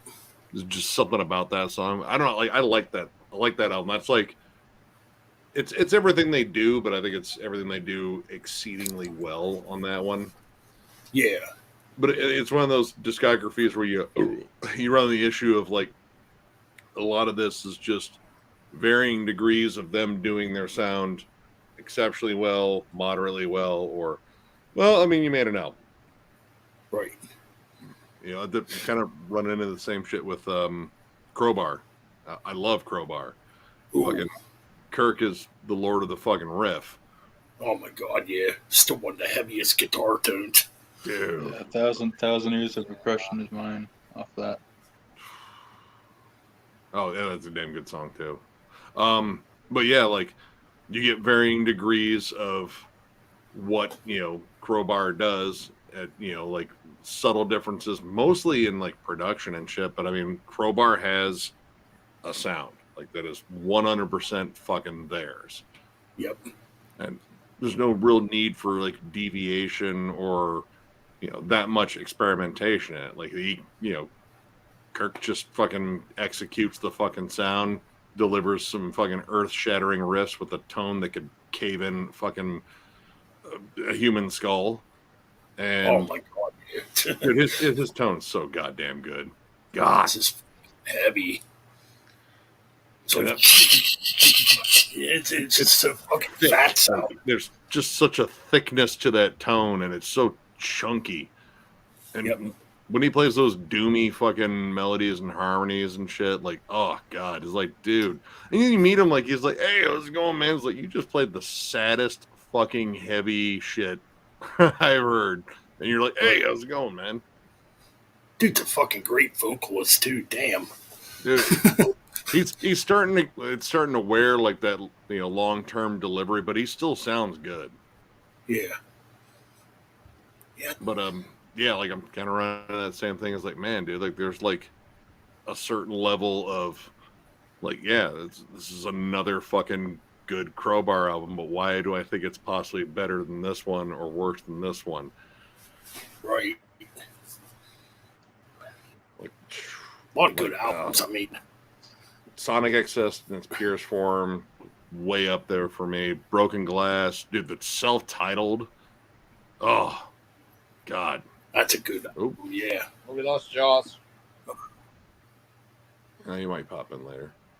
Maybe he just lost his connection or something. But yeah, like like even some of the albums that I don't like as much, I still think are fucking excellent. So yeah. So that'll be a tough one. Tell you what album I think's pretty underrated, and I just actually bought it again today. Well, yeah, you probably already saw it earlier, Nick. Oh, was it Wise Blood? Dude, I love that album. That was my first Corrosion Conformity album. Yeah. I actually like this better than Deliverance. Which I like Deliverance too. It's like 1A and 1B, or I don't. Oh, man, they're both really good. I think this one's a little heavier. I don't know. They are both good albums, though. And I know that album front to fucking back. Like I've been jamming that since it came out. Yeah, dude. I mean, I know you're bringing up Manor Ash because you had James Hetfield. That's such a banger of a song.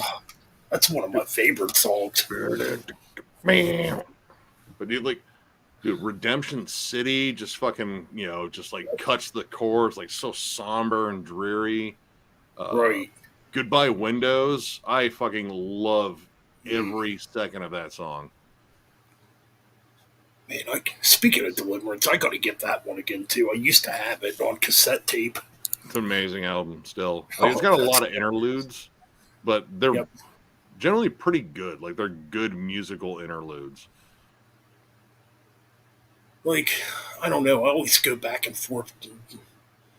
Like, which is better, the crossover punk Corrosion of Conformity, or the whatever you want to call it, the Sabbath stoner, the sludgy corrosion. Dude, I mean, like, Animosity is a fucking ripper. I absolutely love that album. But I mean, the Technocracy, like when it had Mike Dean on vocals in those songs, good. When it had Simon Bob, nah. Yeah, they weren't good at all. But I mean, all right. I think I might have got Deliverance first, but I'm reasonably sure it was Wise Blood. Then I got Deliverance. Either way, those are the first two I had. So those are the ones that I've been connecting with for the longest period of time. But I also love In the Arms of God. I think that's a damn good album. One of their darkest, and that's the one they had the jazz drummer on because Reed was going through some shit. I think actually he's their that drummer that was on In the Arms of God is officially their new drummer now. I think you might be right. That fucking drummer is good. Dude, the bass drum on that, it booms. Yeah, I can't think of his name right now. Go to the trusty interwebs. I got that CD too. I don't know what the hell. God, his name is on the tip of my fucking tongue.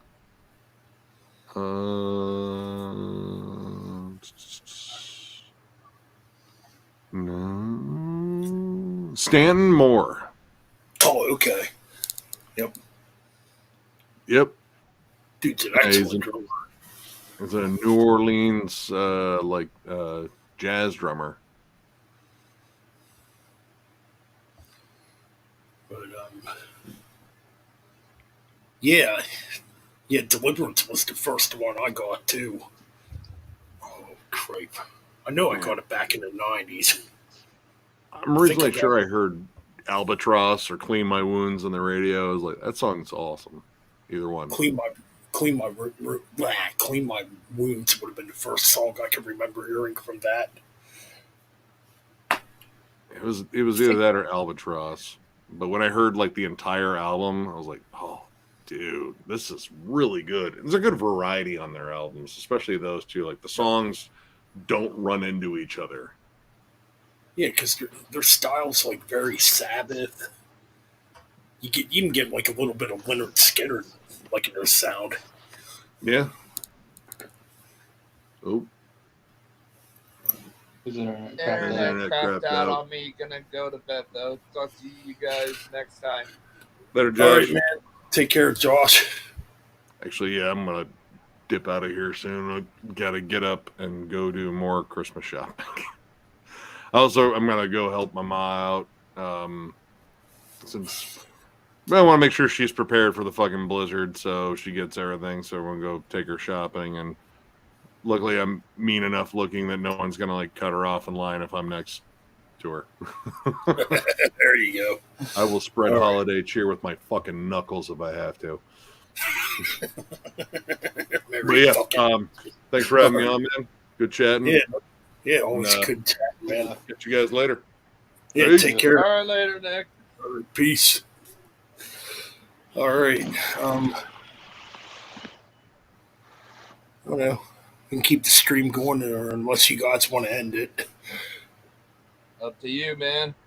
Oh, we can. I'm just looking at seeing if I can find anything else that might pique my interest of maybe reviewing for 2023. Ooh, 2023.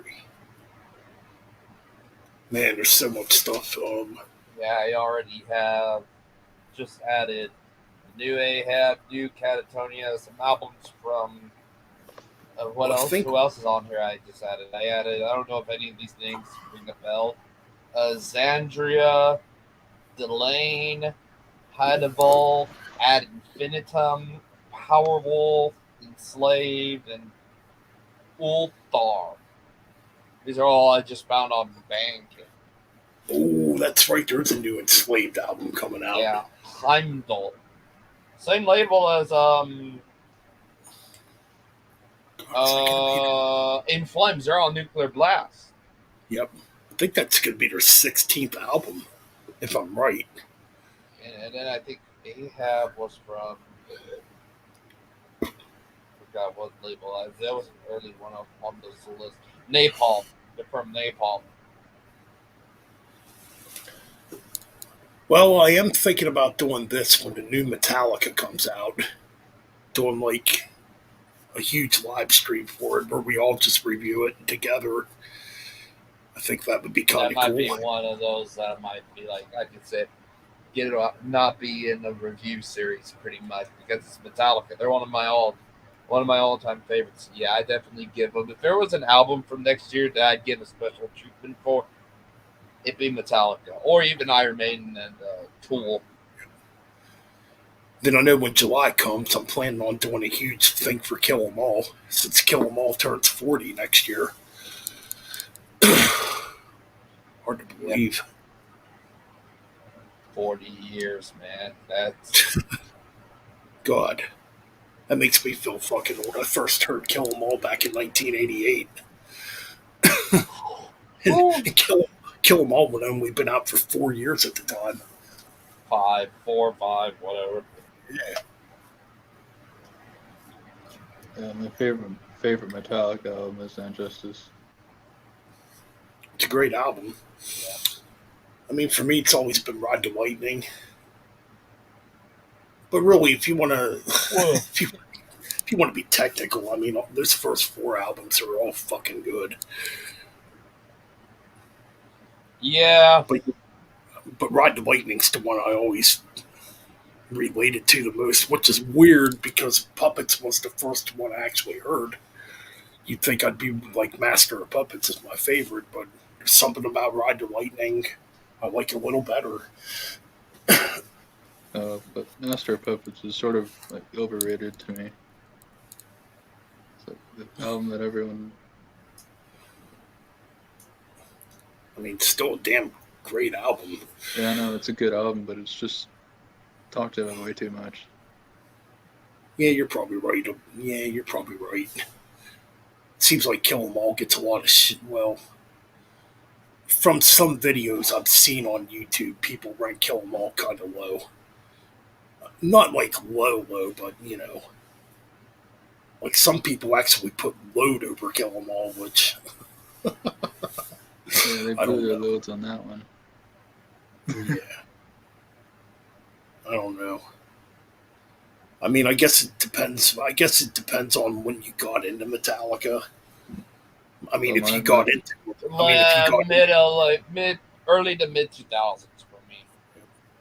for me, it was the late era. It was the late '80s. So obviously, I'm gonna pick the first 4 albums. But I think mine was like the Black Album or Death Magnetic. But I have everything I have everything they put out. So I mean, I'm still one of the dummies that buys their stuff.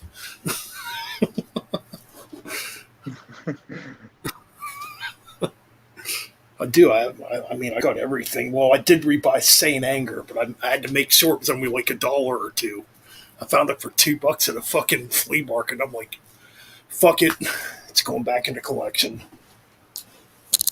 There's no way I'm paying more than $2 for this. Besides that, Yeah. I mean, but if you want to take Load, Reload, and Saint Anger, well, okay, we'll take Saint Anger. And fuck, we'll even throw Lulu in there and compare it to this music today. This fucking mumble rap shit. Fucking Saint Anger and Lulu are even still better than mumble rap. Yeah. If you want to look at it in that spectrum. Oh, man. Yeah, I have to say, Ryan, the Saint Anger is pretty good though, instrumentally. Yeah, it's like I said, it's a misunderstood album. Musically, it sounds great. I mean, The there's vocals sound, the vocals sound great. Yes, there's the problem with the mixing, the production, and all that stuff, but it's underneath it. It's a really good. It's a pretty good album. It's not that bad. Frantic's pretty cool. I mean, Frantic's pretty cool. Yeah, the first 3 tracks are great. Actually, Frantic. Go ahead. I'm sorry, Ron. Yeah, and I think there's stuff on all the other ones that have great moments. It's just that they didn't need to be as long as they were on that album. Yep. I mean, they started playing Frantic live, and Kirk Hammett actually adds a solo in there now. It actually sounds better than the album version. But Wait, he put a solo in Frantic? Yeah. Yeah, live. Yeah, you can find it on YouTube. And I saw him play Dirty Widow live. I think it was Dirty Widow when I seen him back in August. And James was jokingly, yeah, we know everybody hates this fucking album, but maybe you should give it a chance. Fucking James was fucking with the audience when they played that track. People need to give the Black Album a chance. The Black Album has good stuff on it. Yeah. I mean, I don't listen to it every day. No.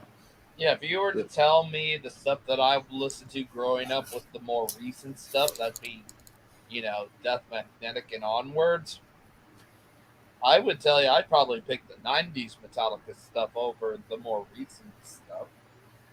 Wait, you don't like Death Magnetic? Nah. Well, I like some stuff, but I'm just like, it's pretty low on my list when it comes to all the Metallica stuff. I love that album. The first 7 tracks I like. Judas Kiss I thought was pretty good. Suicide and Redemption, and then what was it? My Apocalypse were.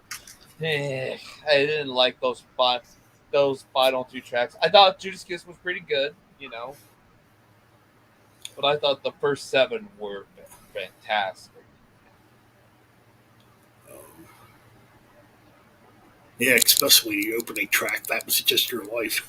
That's a pretty cool that track. was fantastic. That Oh, then that going really into the end of the line and I do like that track too. Then Broken Beat and Scarred, The Day That Never Comes, basically 1 part 2, and then All Nightmare Long, and then what was that? I do love that song. Cyanide, I freaking loved it. Unforgiven 3, I freaking loved that.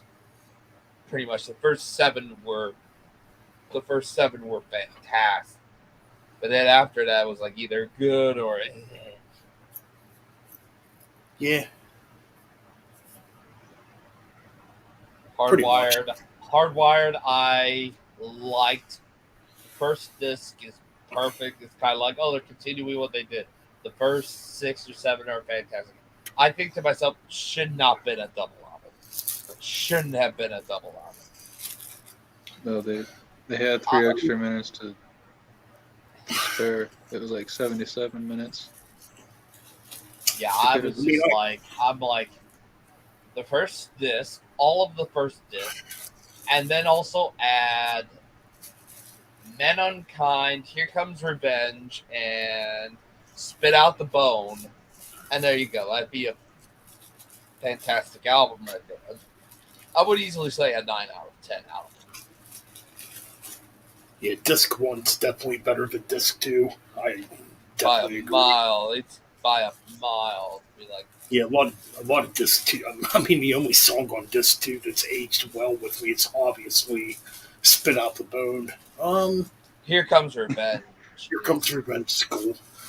The rest of it, not so much. I like Men Unkind too, as well. See that one. I don't know why. I like Men Unkind, but I fucking hate MI7. That song has not aged fucking well to me at all. Yeah, that one I Metallica. It's the worst Metallica song ever that I've ever heard. Yeah, that one I definitely don't like. Yeah, it's just like, get that out of here. Why is this Which one? on here? Am I Savage? Yeah. Trying to think what song Undertaker used. What's it? Now that we're dead. That's right. That's a from cool this song. one. My mom heard Dream No More. She didn't like it. I like Dream No More. I thought it was pretty consistent. It kept the album. It kept it flowing. It wasn't like everything else on that disc, but I felt like it kept it. It was a balance. It was a pretty consistent song. It was a good song. It had some great parts in there, but I thought it was pretty consistent. And then you get into Halo on Fire, and that's just where it's like goes back up pretty much. Yeah, Dream No More kind of reminds me of Sad But True a little bit. Yeah, it's not a highlight, but it's a really, really good song. It's got parts that keep it from being a great song. It's more of a groove metal song. It's kind of one of my favorite. It's weird. That's kind of one of my favorites on that album. I like oh geez, on disc 1, what would be my favorite? Title track, Atlas Rise. What was it? Moth into Flame, easily.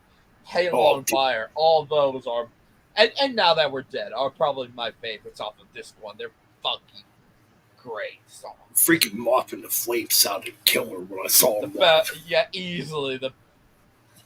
And then it's no shocker, the best song on that album, like hands down. Yeah, that might actually be my favorite on disc 1. Like yeah, that probably like would disc be. 1. Yeah, disc 1 aged like fine wine. And disc 2, that's freaking easy. Spit Out the Bone's my favorite. For me, it's either Man Unkind or Here Comes Revenge. Up disc 2. I have the deluxe Probably version. Here Comes Revenge for me, at least. Would probably be the best one off disc 2. Oh, so you got the version that had three CDs or three Yeah. discs. Only one I'll probably care about, freaking Lords of Summer. But Oh yeah, and I prefer the live version.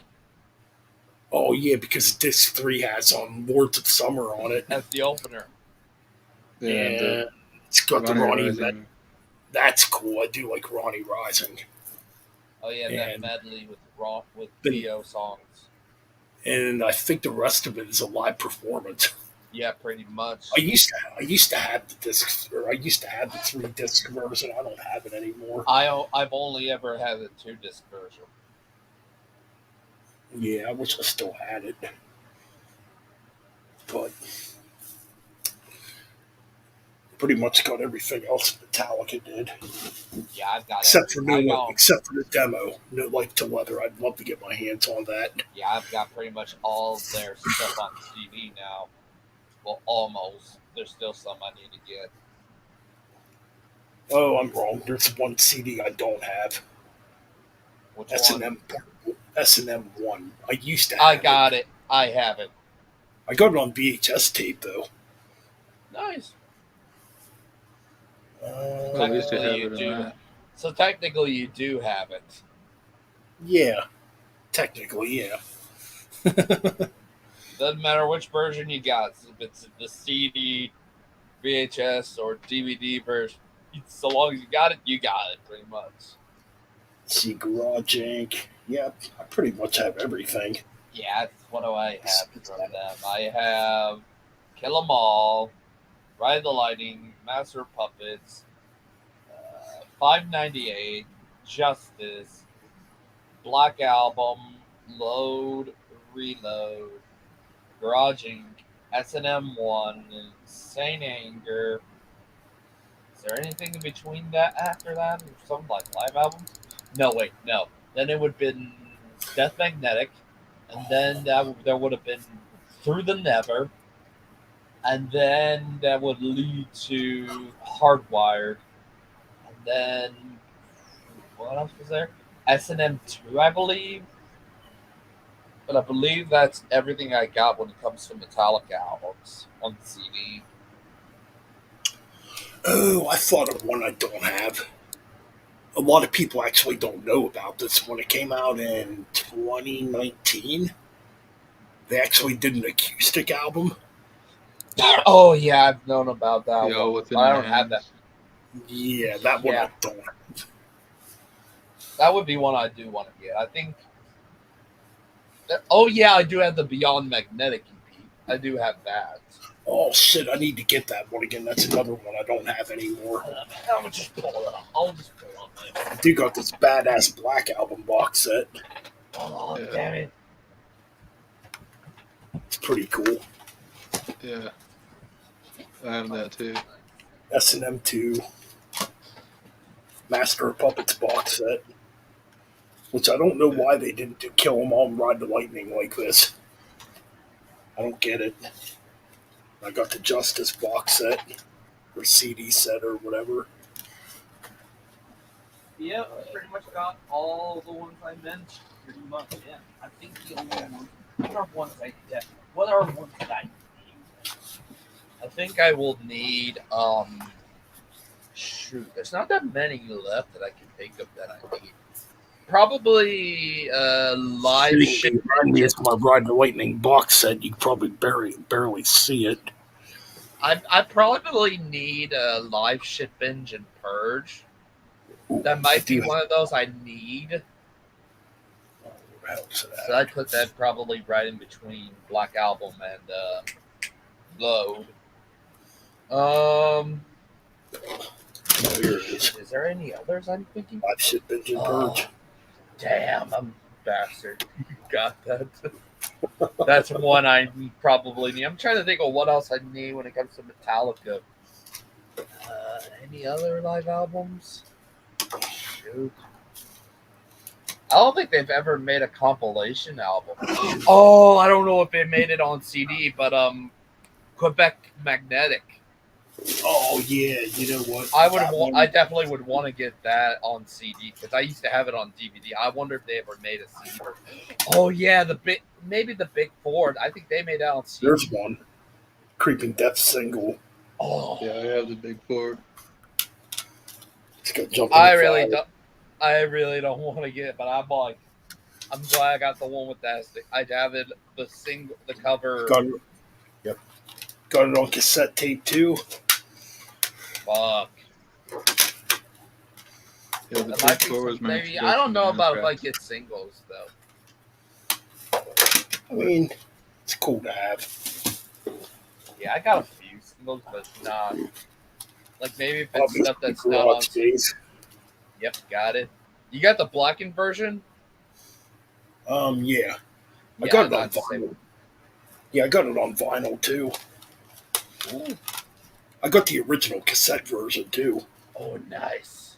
There's Yeah, the original. Justice. There's the original Electra and Justice for All. I got two of them. Dang, both are Electra. Yep. Ooh, nice. Right there's the Electra logo. Yeah, that logo. Yep. Don't know how I ended up with two copies though, but I got two copies of it. Damn, that's oh, cool. here's one. What's that one? This is one. Oh, a single for one. Wow. Yep. It's got the demo of one on here. It's got Bread Fan on here, Ooh, and it's got a couple of live tracks on here. Sanitarium and For Whom the Bell Tolls. Ooh, nice. Cool little thing to have. I never knew they made a single for one. That's awesome. And everything else you would pretty much know. Gee, I don't think Black I've never Album. heard of this. I've never heard of that one before. Hey, best Black Album, man. It's not the original version though. I do have the original on cassette. Though. I do know. I think I got a single. Yeah, nothing else here. It's like Let me pull up my singles here. I do happen to have. Oh yeah, I do. Oh yeah, I do remember. I do have a single for a Metallica song off the Black Album, but this is Wherever I May Roam single on the 7-inch. oh yeah, I remember those. Yeah, it's got Fade to Black Alive on here, which is freaking awesome. That's freaking cool. Yeah. We used to have I don't have it anymore. I used to have the Nothing Else Matters one. Ooh. It had a live version of Creeping Death on the B side. Yeah, this was really cool to have. It's really freaking awesome. But yeah, man, that's pretty much it for Thinking Metallica. pretty much Live Ship Engine Purge might be the only thing left I need for Metallica. Unless there's something I'm not remembering. There's a couple. Let's see, there was a Whiplash there was a Whiplash EP released before Kill 'Em All. Yeah. Which that one's pretty expensive. Which I should have got it on. I should have got the cassette when I found it for a reasonable price. Like several. Oh, geez, this would have been about 5 years ago. And obviously the No Life Till Leather demo, which that's going way back up in price again. Yeah, that might be one of those. If I can see what I can find. Metallica. Yeah, I can't think of nothing else off the top. Well, besides all the singles that they put out. All versions. No Life Till Leather. What do we got on here? These are all songs that would eventually be on Kill 'Em All, pretty much. Yep. Hit the lights, pretty much, and then you have Mechanics, which would eventually just be Four Horsemen, you have Motor Breath, Seek and Destroy, Metal Militia, Jump in the Fire, and Phantom Lord. These are all just that would be on Yeah, it would all be on freaking Kill 'Em Kill them All. all. I would rather want something that would be on a that would not be on a Metallica album. That's probably ones that I would probably want. Oh shit, there is actually one out there, but it's like super fucking rare. It's called the Ron McCompany. It's called the Ron McCompany Garage Tapes. It's the very first demo they ever recorded. It's got like an early version of Seek and Destroy on it. Oh shit, I gotta look that up again. That wasn't the one that Baron Stagel. No, it's actually. There I is think it's actually before that. Or wait, no, it can't be before that. No, this came out in like March of '82. Hold on a minute, I'll look it up here. Yeah, I'm looking through all these. Yeah, this one's just once again songs that would be on Kill 'Em All. It's the live metal up your ass. What else is there that I'm not seeing? Cam 1. Untitled, blah, blah, blah, blah, blah, whatever the hell. 96, Okay, so this would have been around. Oh, sorry, go ahead. So yeah, it's got 6 tracks on it. It's called Ron McCompany's 1982 Garage Demo. So I'm gonna go in here quick. I'm gonna turn the volume down on my phone so I can look at the track list. Okay, it's got an early version of Hit the Lights on it. Mm-hmm. An early version of Jump in the Fire. Mm-hmm. Then they did Diamond Head covers, Sucking My Love, The Print, Am I Evil, and Helpless. Yep, that's what's on it. That's it? Yeah. Yeah, that's really not worth it. And it's very rough. It's pretty rough sounding. Yeah, there's rarely anything that I would.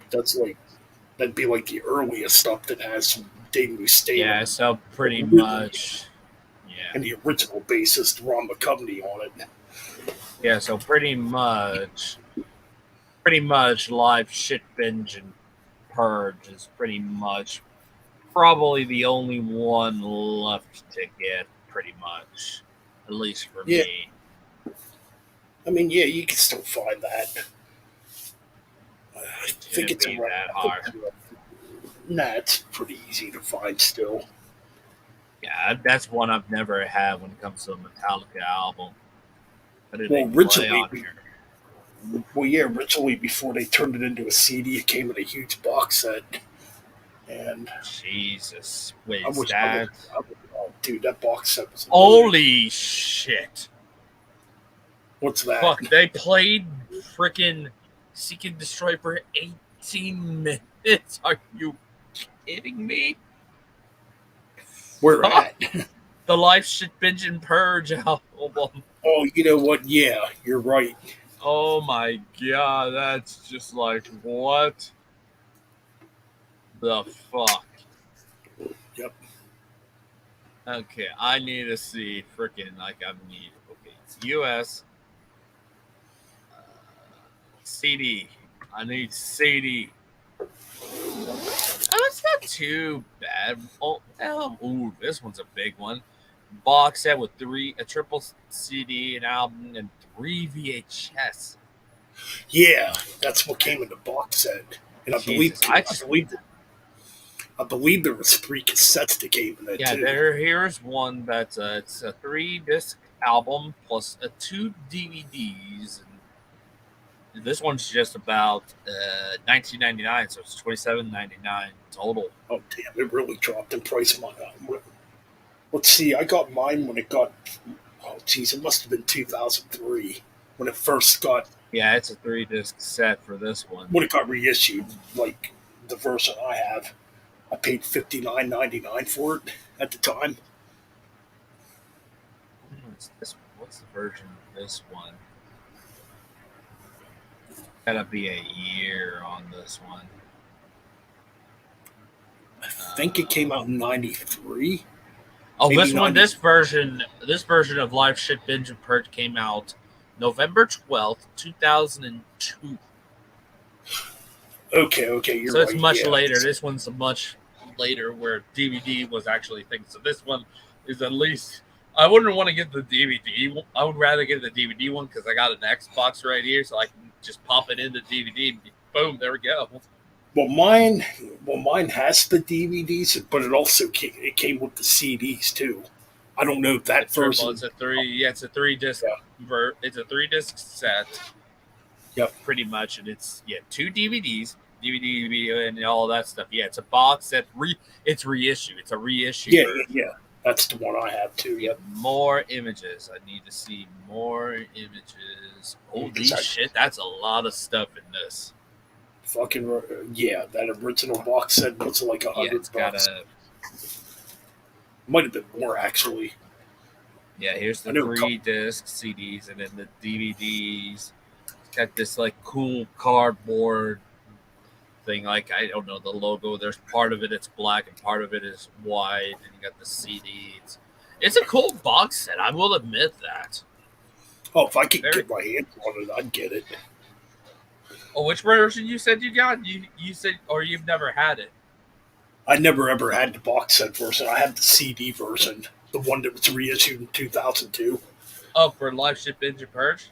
Yeah, because I bought mine. Oh, geez, it was around. I remember where I bought it at too. I bought it at Circuit City, but Circuit City was still in business. Yeah, I was still probably living. It would have. It was early. Yeah, it would have been early 2003. I bought it. Yeah, I was still like living in Illinois at the time when it was released, pretty much. Yep. And I think I was just about to get into Metallica at the time, probably. Because I saw that, I'm like, dude, I got to get that at the time. Yeah, it's like I always wanted it, and yeah, that's definitely one I'm gonna be so glad to get. That's got to be on my list of albums I got to get. Some of them are gonna probably be. You got to get them for the collection. I think that's one to complete the CD part of the Metallica collection, and then maybe move towards the vinyl pretty much and get the remaining favorites for Metallica, which are probably loaded and reloaded, and get everything else afterwards for Metallica. Yeah. I mean, got a couple, or I got Clip 'em All on VHS too. Oh, crap. I've had that for years. I think I got that back in 90. Oh, jeez. I think it was in 98 I got it. It was when I first started driving I bought it. But, yeah. Well, the stream turned out to be better, I think. Yeah.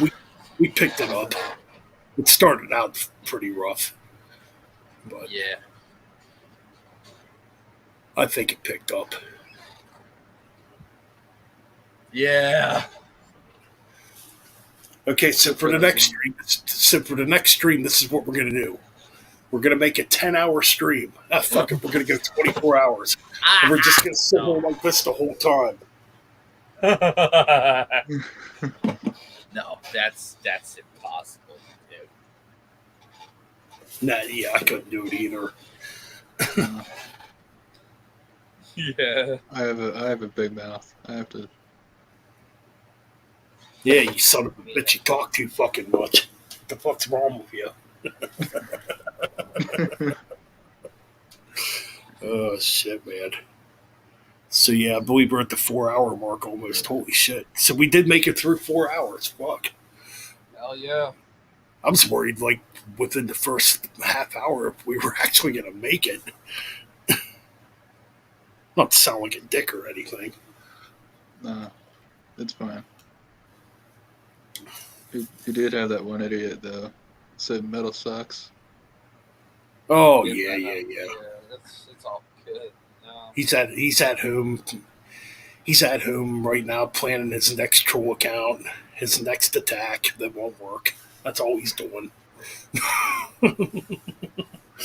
Metal sucks. I'll get you guys. how you gonna get me? We're on a computer live right now, or are you gonna like put your fist through your phone or computer and reach out and grab one of us by the throat and be like, I don't want you on YouTube no more. You offended us or whatever, you know what I mean? Yeah, So, pretty come on, much. dude. Yeah. Yep. But yeah. Babies will be babies. But anyways. Yep.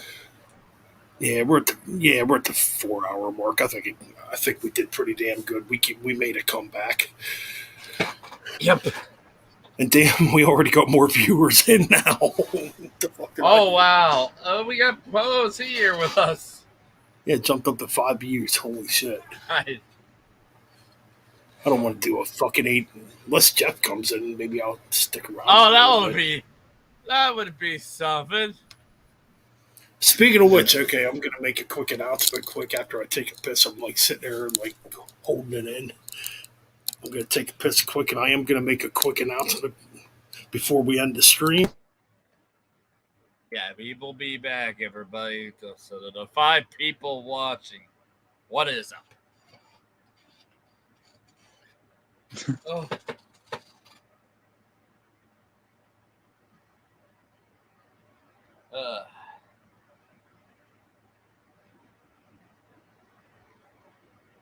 So what were you guys talking about? It started out bad. I think I came in, but it was just like we had some people coming that were kind of just like bringing us down or something like that. It was just a few people, but we picked it back up. Yeah.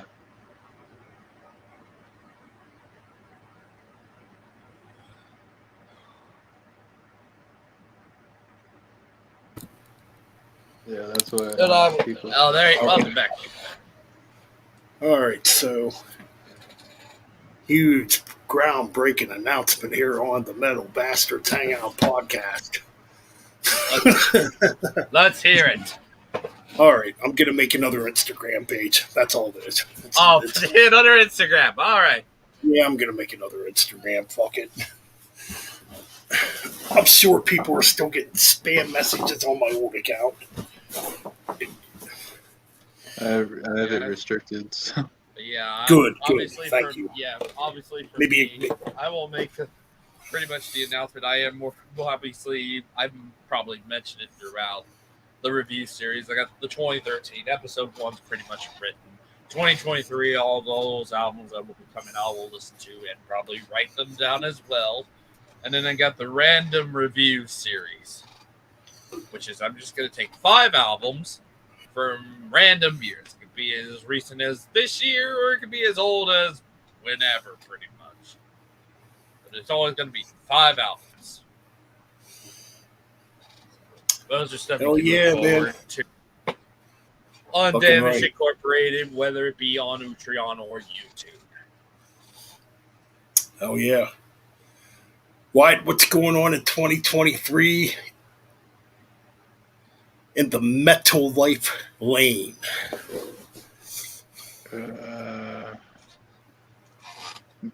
Probably gonna bring back the covers. There you go. Yeah. Nice. I've been playing a lot lately. Nice. Yeah. Yeah. And got one more track to record for the new EP. I know it seems like I'm kind of rushing it, but no, I've had these tracks for quite a while, so it's going to be a short EP, but I wanted to get something out before the year ended, and it's older tracks, so there's going to be a new Holocaust EP coming. Frozen in Hell is what the EP is going to be called. Right now, I'm looking at only having 3 tracks on it. I know it's not much, but hey, man, it's better than nothing. And there's going to be a new full length in 2023. It's going to thrash your fucking heads off, baby, like the American Dream Dusty Rhodes would say. Yeah. But anyways, I think we're out for tonight. Yeah, man. I'm doing my World Dane tribute show tomorrow night here on the channel. Still got to put the tracks together for that. Yeah, for me. It's probably going to be a long one. Yeah. I mean, they have some pretty good stuff. It seems like the radio shows have been doing good on this channel, so. And I like doing them, so. Yep. Yeah, for me, gonna get back to hopefully listening and writing for those 2013 review series videos. So I gotta re-listen to the Dark Throne album because I haven't gotten a solid opinion on it, and then I gotta listen to the Steven Wilson album, and then go into March one, and then write for that. And there was some good stuff in March of 2013. Already, the first two are actually albums I actually own. Saxon Sacrifice and Soilwork, The Living Infinite. Two back-to-back bangers. Fucking I'm going to love that beginning. Ooh. Gotta revisit 2013 too. Shit. It's gonna be 10 fucking years. Damn. 1993, fucking 30 years. Yeah, and then after that, probably the last 6 Feet Under album I'll ever care about, Unborn. And also Persephone's Spiritual Migration will close out the reviews for the March 2013 video. Oh god. Oh man. Stream could go on for a fucking 10 hours now. No, we're gonna. I just meant to. Yeah, that's gonna be. I was just thinking, holy shit! Even 2003 is gonna be fucking 20 years. The first that self-titled "Strapping Young Lad" album came out 20 years ago. Oh, anyways, album from that year might be random review album reviews. OPEP Damnation. Oh fuck, man! I gotta end this streamer. I'm gonna keep going. Yeah. Anyway, we're gonna end this, everyone. Yeah, we're gonna end this. Anyways, hope everybody fucking enjoyed that came through, and you know what the fuck to do. Subscribe, damn it. Yep. And get ready for fucking 2023. Yep. Subscribe, whether it's here or Metal Ben's Chronicles or Wyatt's Metal Life, or I have several: Damaged Incorporated and Damaging Gaming. So definitely subscribe to those as well. Subscribe. And also don't forget to like. Don't forget to like and or dislike whichever floats your boat, and comment below. Yep. Comment below. If it's a dumb troll comment, we'll just laugh at you. That's what we're gonna do in 2023 now. We're just gonna laugh at the comment. That's all. Yeah, why fight? We don't want to fight with you. Hell, we might even pin you into the wall of shame, pretty much. You get the pin of shame. You get the pin of shame. Exactly, man. All right, dudes. It's time to fucking end this shit. Yep. We'll see y'all later. Yeah, it was a fun night. Hell yeah, it was. Oh, and always. Yo.